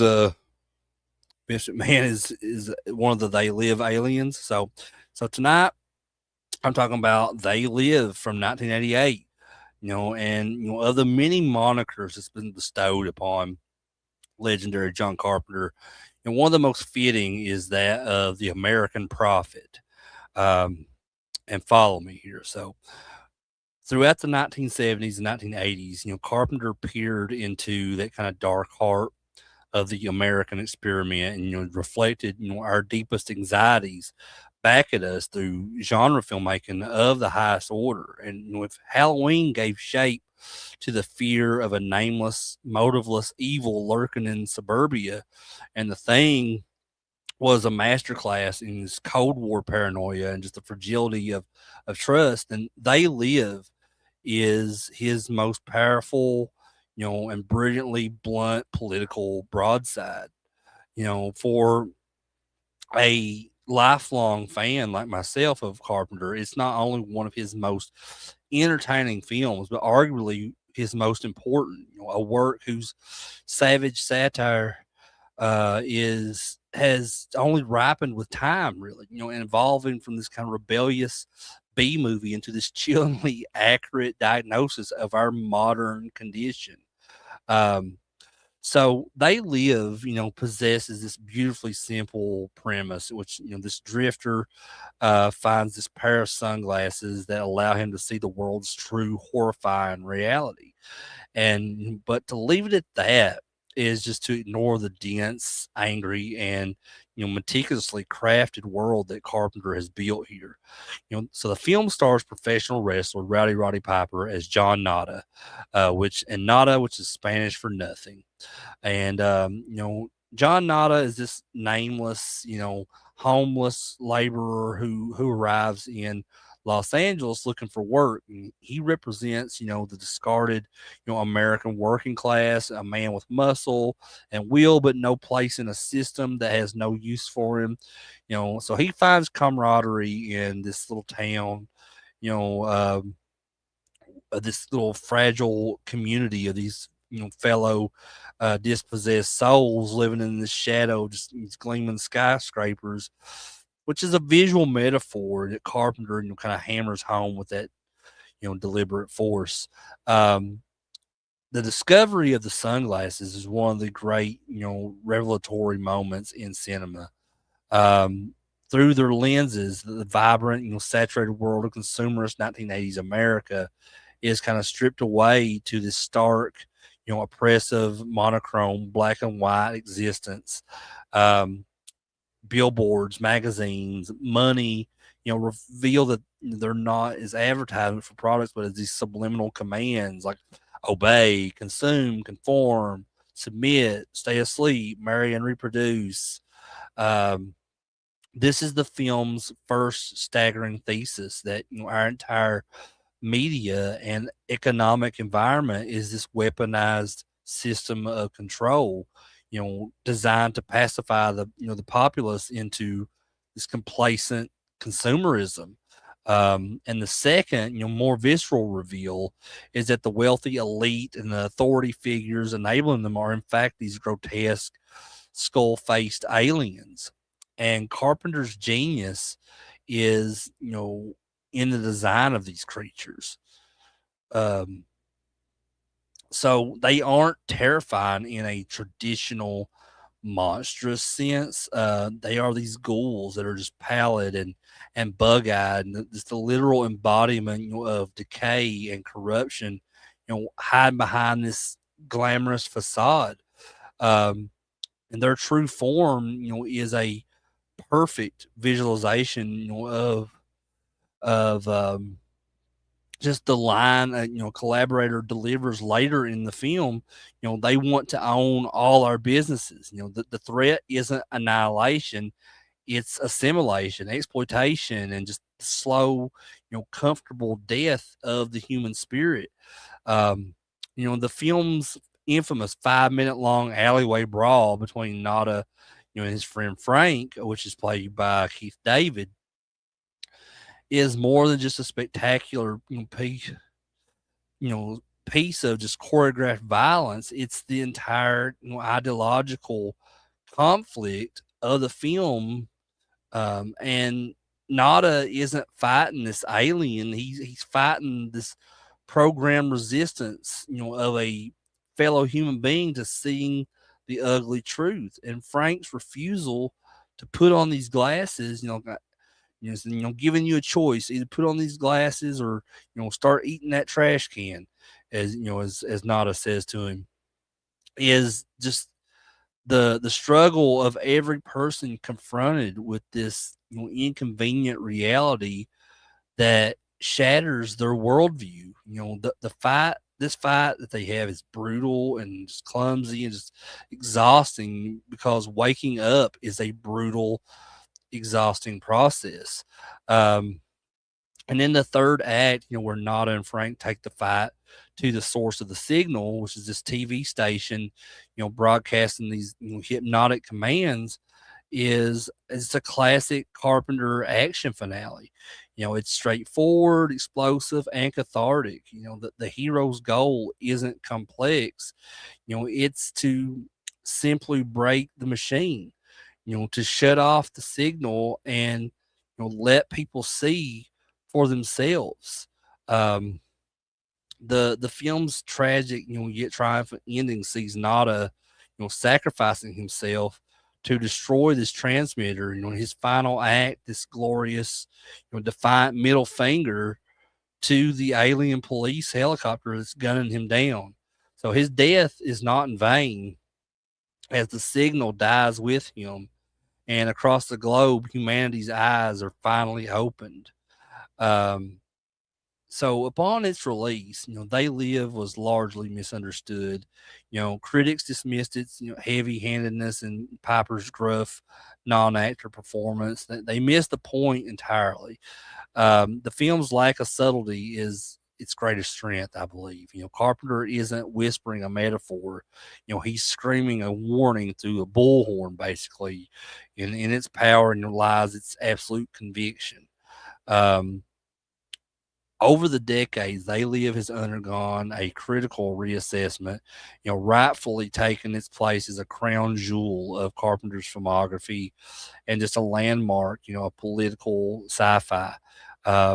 Its legacy is just vast and multifaceted, such as the satire, which is Carpenter's stated inspiration of it all, is his disgust with Um, the greed is good ethos of the Reaganomics and just the accelerating commercialization of every aspect of life has just proven to be not a period specific critique, but a prophetic one. The film's commentary feels more relevant with each passing year, if I'm being honest. The subliminal commands obey and consume are, the unspoken mantras, of our algorithm. These algorithm driven social media pages, and and just where our data is the product, and our attention is the currency. The film predicted the rise of a vapid hyper consumerist culture long before influencer was a job title. Um, the whole wake up slogan, the film irrevocably injected the phrase wake up into the counterculture lexicon. It became a shorthand for questioning authority, media narratives, and just the underlying systems of power. While this has troublingly, can't talk, troublingly been co opted by certain, conspiracy movements, um, Carpenter himself has, clarified the film's intent, stating it's about yuppies and unrestrained capitalism, and has nothing to do with Jewish control of the world or whatever. You know, at its core, the film's message is class conscious, not bigoted. So, and perhaps no film has had a more direct, impact on visual art.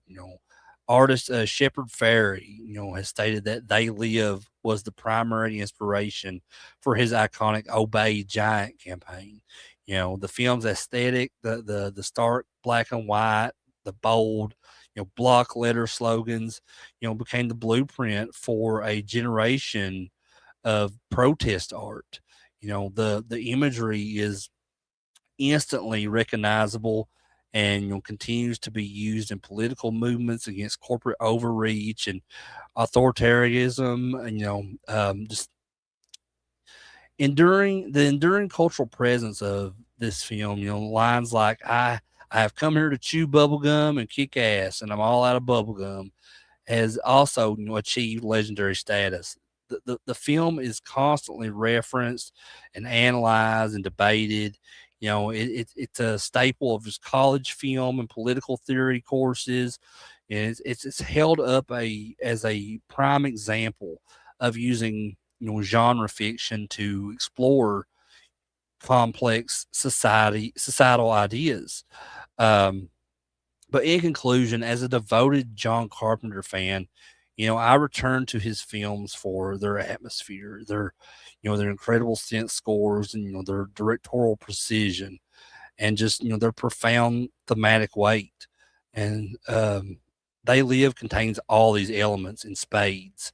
It is thrillingly directed with Carpenter's unmistakable widescreen compositions and steady, patient camera work.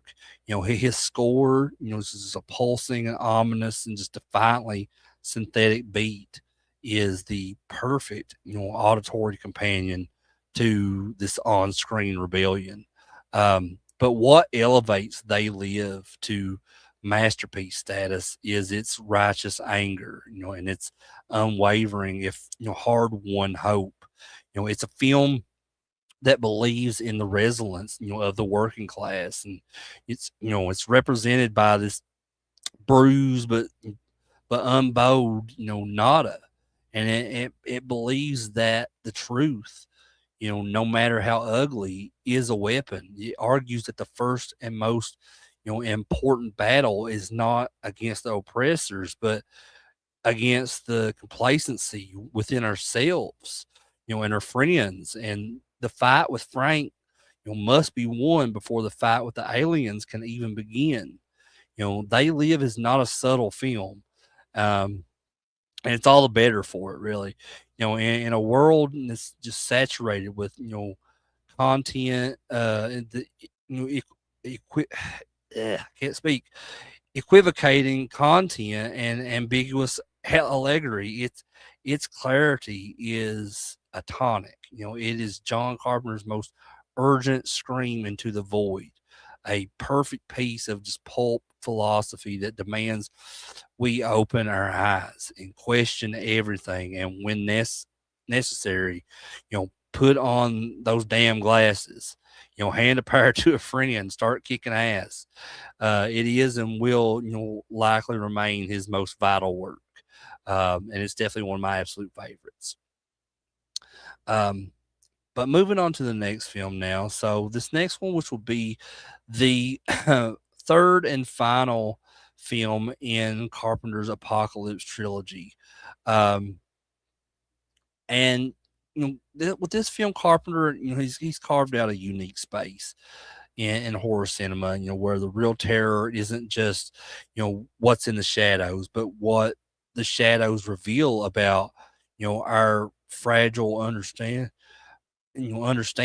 of reality. And In the Mouth of Madness, which came out in 1994, um, it stands as the haunting crescendo of that chilling symphony, completing Carpenter's self-described apocalypse trilogy. Um, while it's initially met with mixed critical reception, this film has grown into a cult classic, revered not only as a tribute to H.P. Lovecraft, but as a bold philosophical horror masterpiece that deconstructs the very nature of storytelling, and belief and madness. But In the Mouth of Madness is not merely a horror film; it's this kind of metaphysical nightmare wrapped in the skin of a detective thriller. And it was directed and scored by Carpenter himself, whose signature, synthesizer sounds pulse through the film like a dying heartbeat. And the movie stars Sam Neill as John Trent. And John Trent is this no nonsense insurance investigator whose logical worldview is systematically dismantled over the course of this surreal journey of and just after surviving this violent, seemingly random attack by this deranged man with these grotesquely distorted pupils, uh, Trent is hired by this enigmatic arcane publishing to track down this missing horror author, Sutter Kane, whose latest novel, also titled In the Mouth of Madness, remains unfinished. So John is paired with Kane's editor, Linda Stiles, and Trent embarks on what he assumes is this corporate, investigation. But as he pieces together clues hidden in Kane's book covers, arranged to form a literal map to the fictional town of Hobbs End, New Hampshire, the line between fiction and reality begins to erode.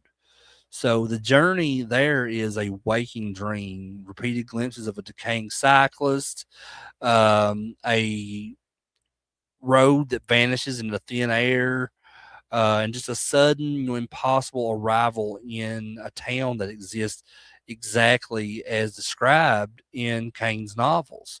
So once in Hobbs End, the horror unfolds with this kind of creeping inevitability. The townspeople act out scenes from the books, and the church, described as this nexus of ancient evil, becomes this gathering place for desperate parents demanding their children back. So Linda begins to suspect they are living inside Kane's narrative. And when she reads the unfinished manuscript, she's driven mad, just soon transforming into one of the monstrous, depictions of this world. Um, I think my screen froze. What's going on? Hmm. All right. So anyway, um, I don't know what happened there. My I think StreamYard was acting up on me. Sorry about that, guys. Um, well, hold on just a second, guys.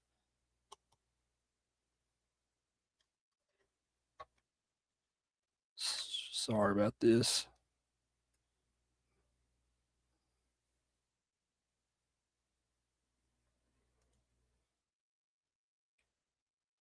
Hold on. I'll be right back, guys. Okay.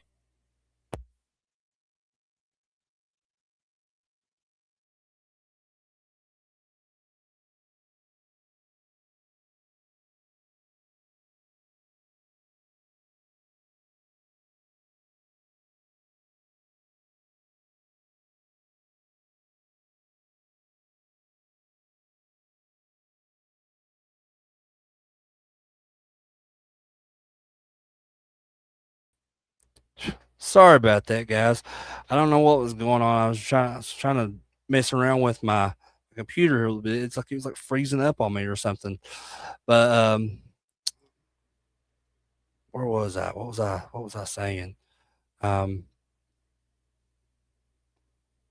so I was talking about Linda. So where she was like, she reads that unfinished manuscript, and she's driven mad, just soon transforming into one of these like all the other monsters that are in this world. So Kane then himself reveals this terrifying truth that his stories, were not imagined, but received. So he was this this conduit for entities like older than time, and the which is the old ones, and just the sheer volume of believers has made his fictional universe real. As he puts it, the more people who believe in me, the stronger that I get. And reality in this framework is not fixed. It's shaped by this collective belief. And um just the climax here is apocalyptic. And Cain rips himself open, to unleash these old ones, while Trent escapes only to awaken back in our world, where the book has already been published and the movie adaptations are underway, and the madness has just gone viral. um, so the film's final act is this masterstroke of psychological disorientation. And Trent, now institutionalized, watches this cinema screen depicting his own journey, and his claims of reality echoed by his on-screen doppelganger, before collapsing into this uncontrollable laughter. The world is ending, and not with a bang, but with a whisper from this book. And this is the triumph of In the Mouth of Madness. It doesn't just scare you, it makes you question whether the horror is on the screen or in your head. Um, And this film is steeped in Lovecraftian themes, cosmic indifference, um, forbidden knowledge, the fragility of sanity. Yet it transcends more that mere homage. Carpenter and screenwriter Michael DeLuca craft a narrative here where the written word doesn't just describe horror; it becomes it. The idea that fiction can warp reality if believed in strongly enough is both terrifying and eerily prescient, in our age of media saturation and cult followings. And, in a world where viral narratives, shape politics and culture and identity, In the Mouth of Madness feels more relevant now than it did in 1994. Sam Neill delivers a career-defining performance, just evolving from a skeptical rationalist into this broken man, confronting the collapse of all certainty, and his descent into madness is gradual, believable, is utterly heartbreaking. Um, and I forget the guy's name that plays Sutter Kane, but it's that character who's just a man who's become both prophet and prisoner of his own imagination is phenomenal. Just I love the character that they created with that, and just the supporting cast, including David Warner as this doomed Harglow, and just this cameo from Charlton Heston. Um, it just really adds kind of this surrealism in equal measure. Um, and Carpenter's direction is at once restrained and audacious. The New England town is rendered with just eerie stillness. The score is just throbbing with dissonance, and just the creature designs, which was done by KMB Effects, are grotesque, yet believable. There's a moment when Mrs. Pickman, the kindly innkeeper, transforms into this writhing, many-eyed or horror, simple in execution, yet unforgettable, in its implications. Even kindness can be a mask for the abyss. Um, but upon release, In the Mouth of Madness was a commercial disappointment and critically divided. Critics found it confusing, overly bleak, or narratively, convoluted. But as with so many of Carpenter's work, time has been kind. Um, the film has since been reevaluated as one of his most ambitious and thematically rich achievements. Um, its legacy lies in its fearless, philosophical inquiry. Um, while most horror films ask what is coming to get you, In the Mouth of Madness asks, uh, it asks why you believe in it and what happens when belief alters reality. It prefigured postmodern horror works like the Blair Witch Project, Cabin in the Woods, and even Hereditary, which grapple with the idea that stories have power, beyond their pages. Um, the film also marks that culmination of Carpenter's Apocalypse trilogy, like I spoke of. Just a loose thematic sequence exploring the erosion of reality in the face of these cosmic forces. The Thing dealt with paranoia and identity, and Prince of Darkness, with quantum evil and religious mysticism. Here, the enemy is the narrative itself. The trilogy, which taken together forms this chilling, meditation on human fragility in a universe that is not just indifferent, but actively hostile to comprehension. Today, In the Mouth of Madness enjoys this passionate cult following. It's studied in film courses, referenced in contemporary horror, and is celebrated at genre festivals. Its influence can be seen in the works of directors like Ari Aster and Robert Eggers, who embrace that ambiguity and that metaphysical dread over cheap scares. And even in mainstream culture, lines like, madness has no limits, or, the chilling final monologue, when the oldest and strongest emotion of mankind is fear, and the oldest and strongest kind of fear is fear of the unknown, have all taken, a life of their own. Um, as a John Carpenter fan, this movie occupies, a sacred place in his filmography. It may not have the immediate action thrills of Halloween, or, just the icy tension of The Thing, um, but it is perhaps his most intellectually daring and emotionally devastating work.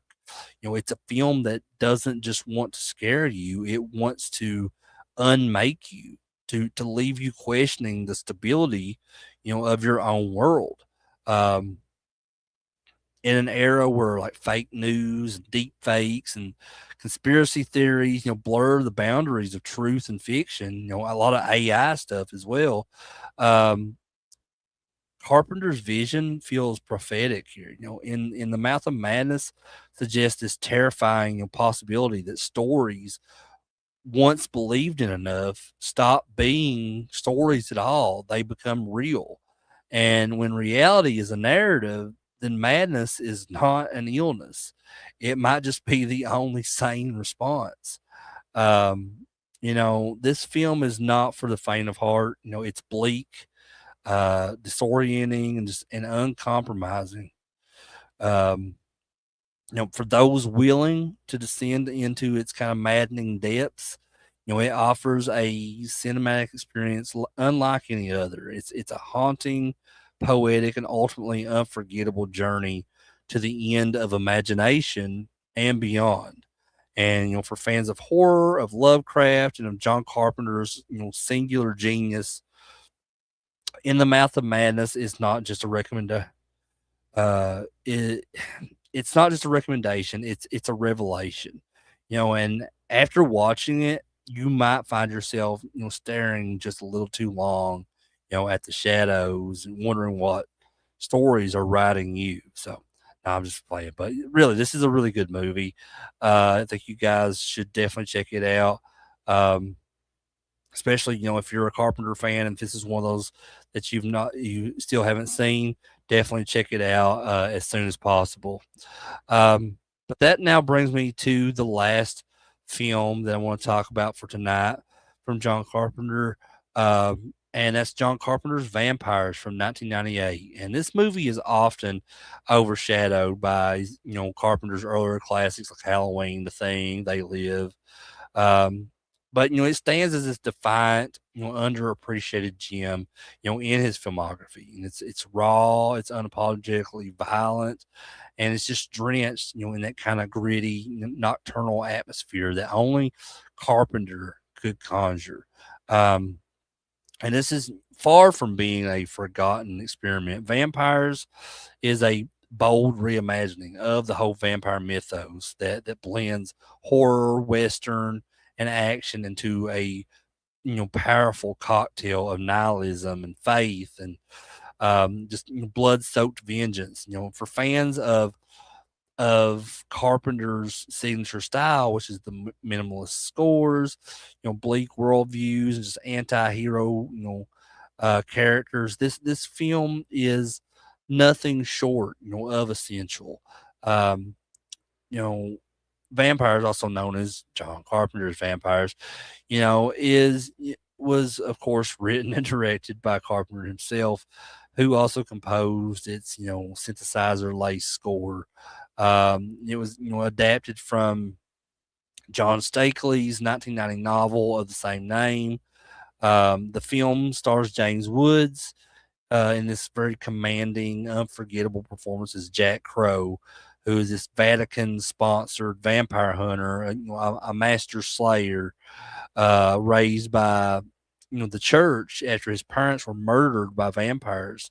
So the film strips away the romanticism that's often associated with modern vampire tales and replaces it with this brutal, almost apocalyptic vision, where vampires here are not these seductive aristocrats, but these feral, sunlight averse predators, vulnerable to fire, stakes, and holy relics. Um, the story kicks off with this stunning daylight raid on a New Mexico vampire nest where Crow and his elite team efficiently dispatch several vampires using crossbows, silver tip stakes, and tactical precision. Yet their victory is hollow because Valak, who's played by Thomas Ian Griffith, may know him as Terry Silver from Cobra Kai and the Karate Kid Part 3. Valak is this vampire master, and the first of his kind, and he escapes. And worse, he bites Katrina, played by Cheryl Lee of Twin Peaks fame. And in this, she is this traumatized woman with this psychic link to Valak because he bit her on the thigh or whatever. Um, but from there, Jack Crow's mission shifts to stop Valak, uh, from recovering this ancient black cross, and it's this relic that's capable of purging him of his undead curse and rendering him immune to sunlight. Um, so the film unfolds like this supernatural western.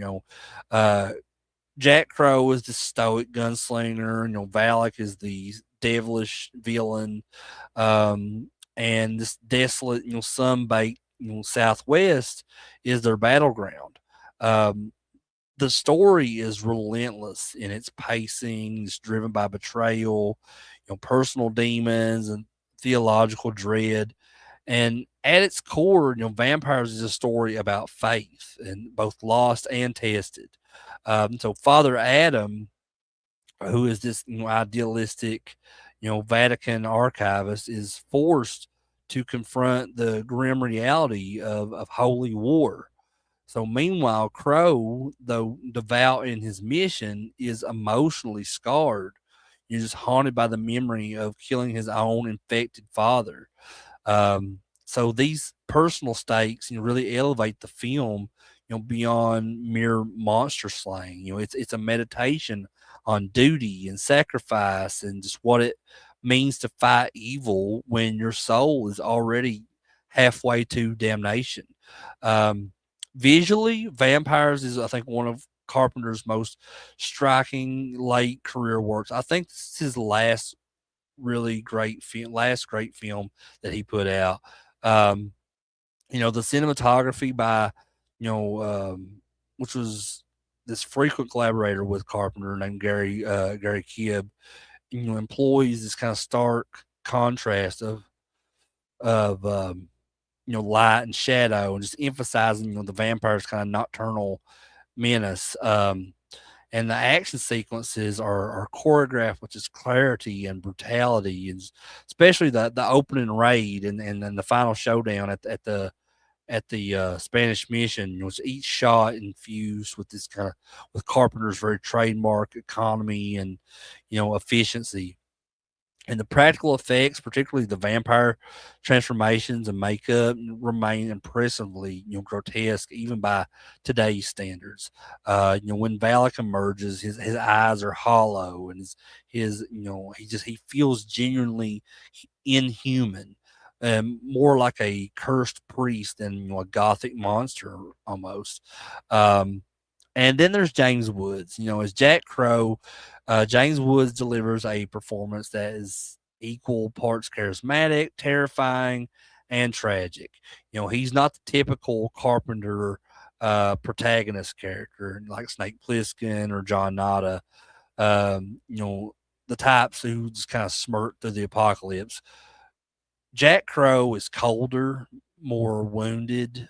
His cynicism was born from just a life of blood and loss. And James Woods owns every scene here. Just delivering Carpenter's kind of deadpan one-liners with this chilling precision. Like rule number one: always bring enough guns. And yet there's this a quiet nobility beneath the armor there, especially in the film's final moments when he grants Montoya and Katrina this 2-day reprieve, not out of mercy but out of loyalty, and just the last shred of humanity in a man who's seen too much.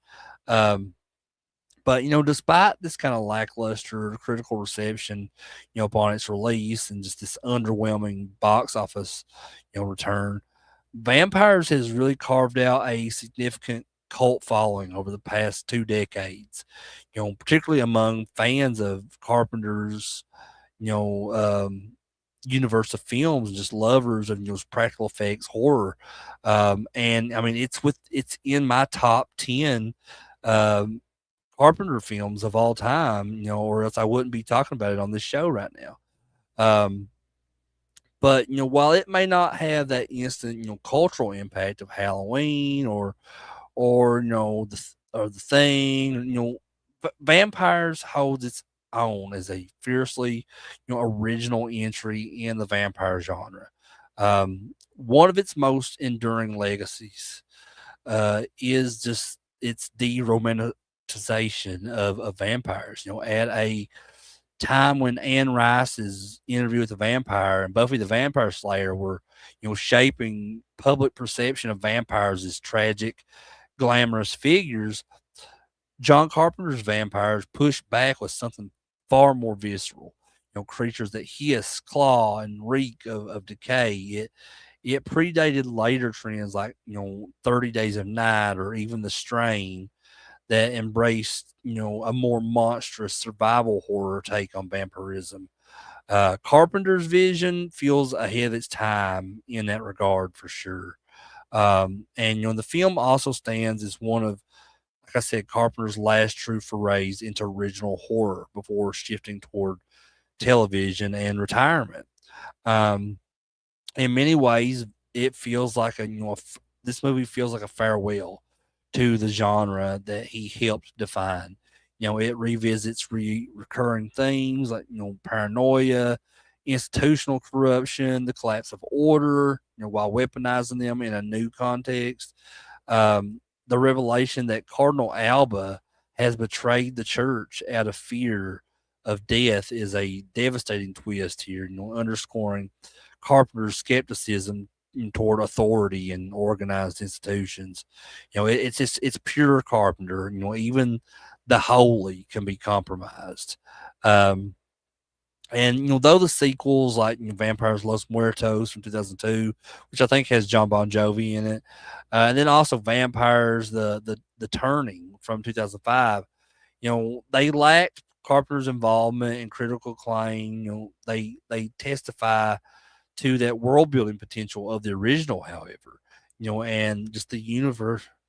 Um, that the universe of vampires is rich with that lore, just the origins of Valak, the role of the church, and supernatural warfare, just the rules of these vampiric transformations, just leaving room for deeper exploration. So even though the sequels are not as good as the original, like I appreciate them for what they are, and that they attempted at continuing the lore of the original. But moreover, the film's score, which is composed by Carpenter with his frequent collaborator Alan Howarth, is a masterpiece of atmospheric tension. The main theme, the slow pulsing synth, underscored by electric guitar, just evokes both the loneliness, of the desert and the weight of Jack Crow's mission. It's a soundtrack that, like the rest of the film, it lingers in your mind long after the movie's over. Um, but Vampires, it's not a perfect film. It's uneven in pacing, occasionally melodramatic, and it suffers from a little bit of clunky dialogue, I'll say. But in its imperfection lies its authenticity. This is Carpenter working on a tight budget with creative freedom. Making the kind of film that he wanted to see. You know, unconcerned with trends, unafraid of darkness. And for me, as a lifelong fan of Carpenter, Vampires is a revelation, a film that captures, the essence of what makes his work so enduring. And that's a fusion of mood, myth, and moral ambiguity. It's all wrapped in this very tough, no nonsense package. Um, James Woods is electrifying in this. The action is visceral and the world feels terrifyingly real.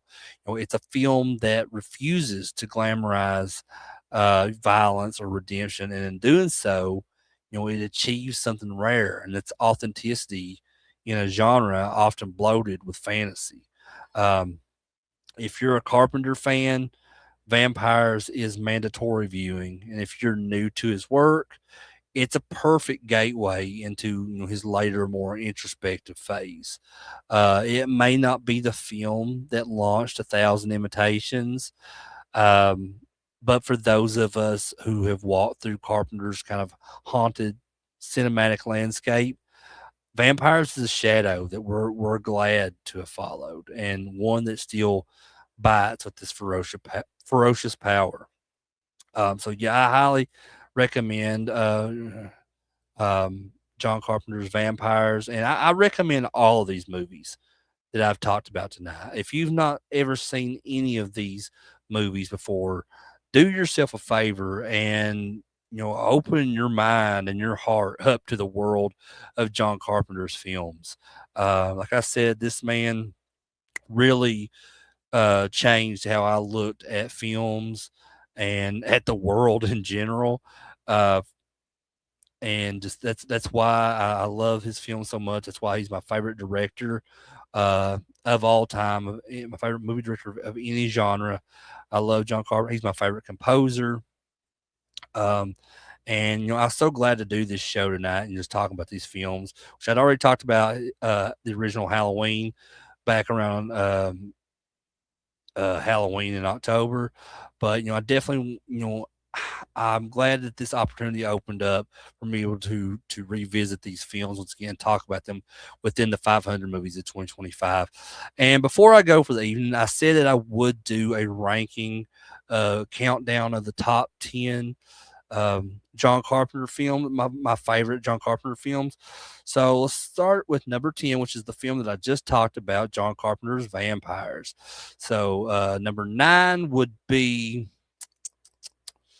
and I know this is going to seem low, but like I said, I love all these films so much. So it is very, very hard to rank. So number 9, I would put Prince of Darkness. Number 8, In the Mouth of Madness. Um, Number 7, let me see. I may have to redo this. So, um, okay. So number 10 is Vampires. Number 9, Prince of Darkness. Number 8, In the Mouth of Madness. Number 7, The Fog. Number 6, Christine.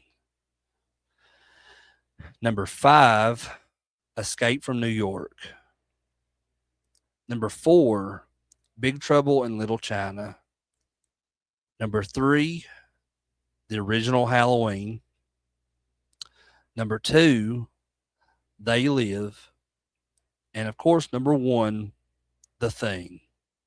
So that would be my top 10 of John Carpenter's films, and I'm glad I was able to cover all of those this year on the channel and the 500 movies in 2025.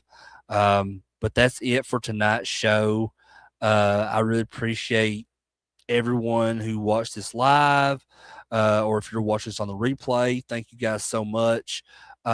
Please drop me a comment below what your favorite John Carpenter film is.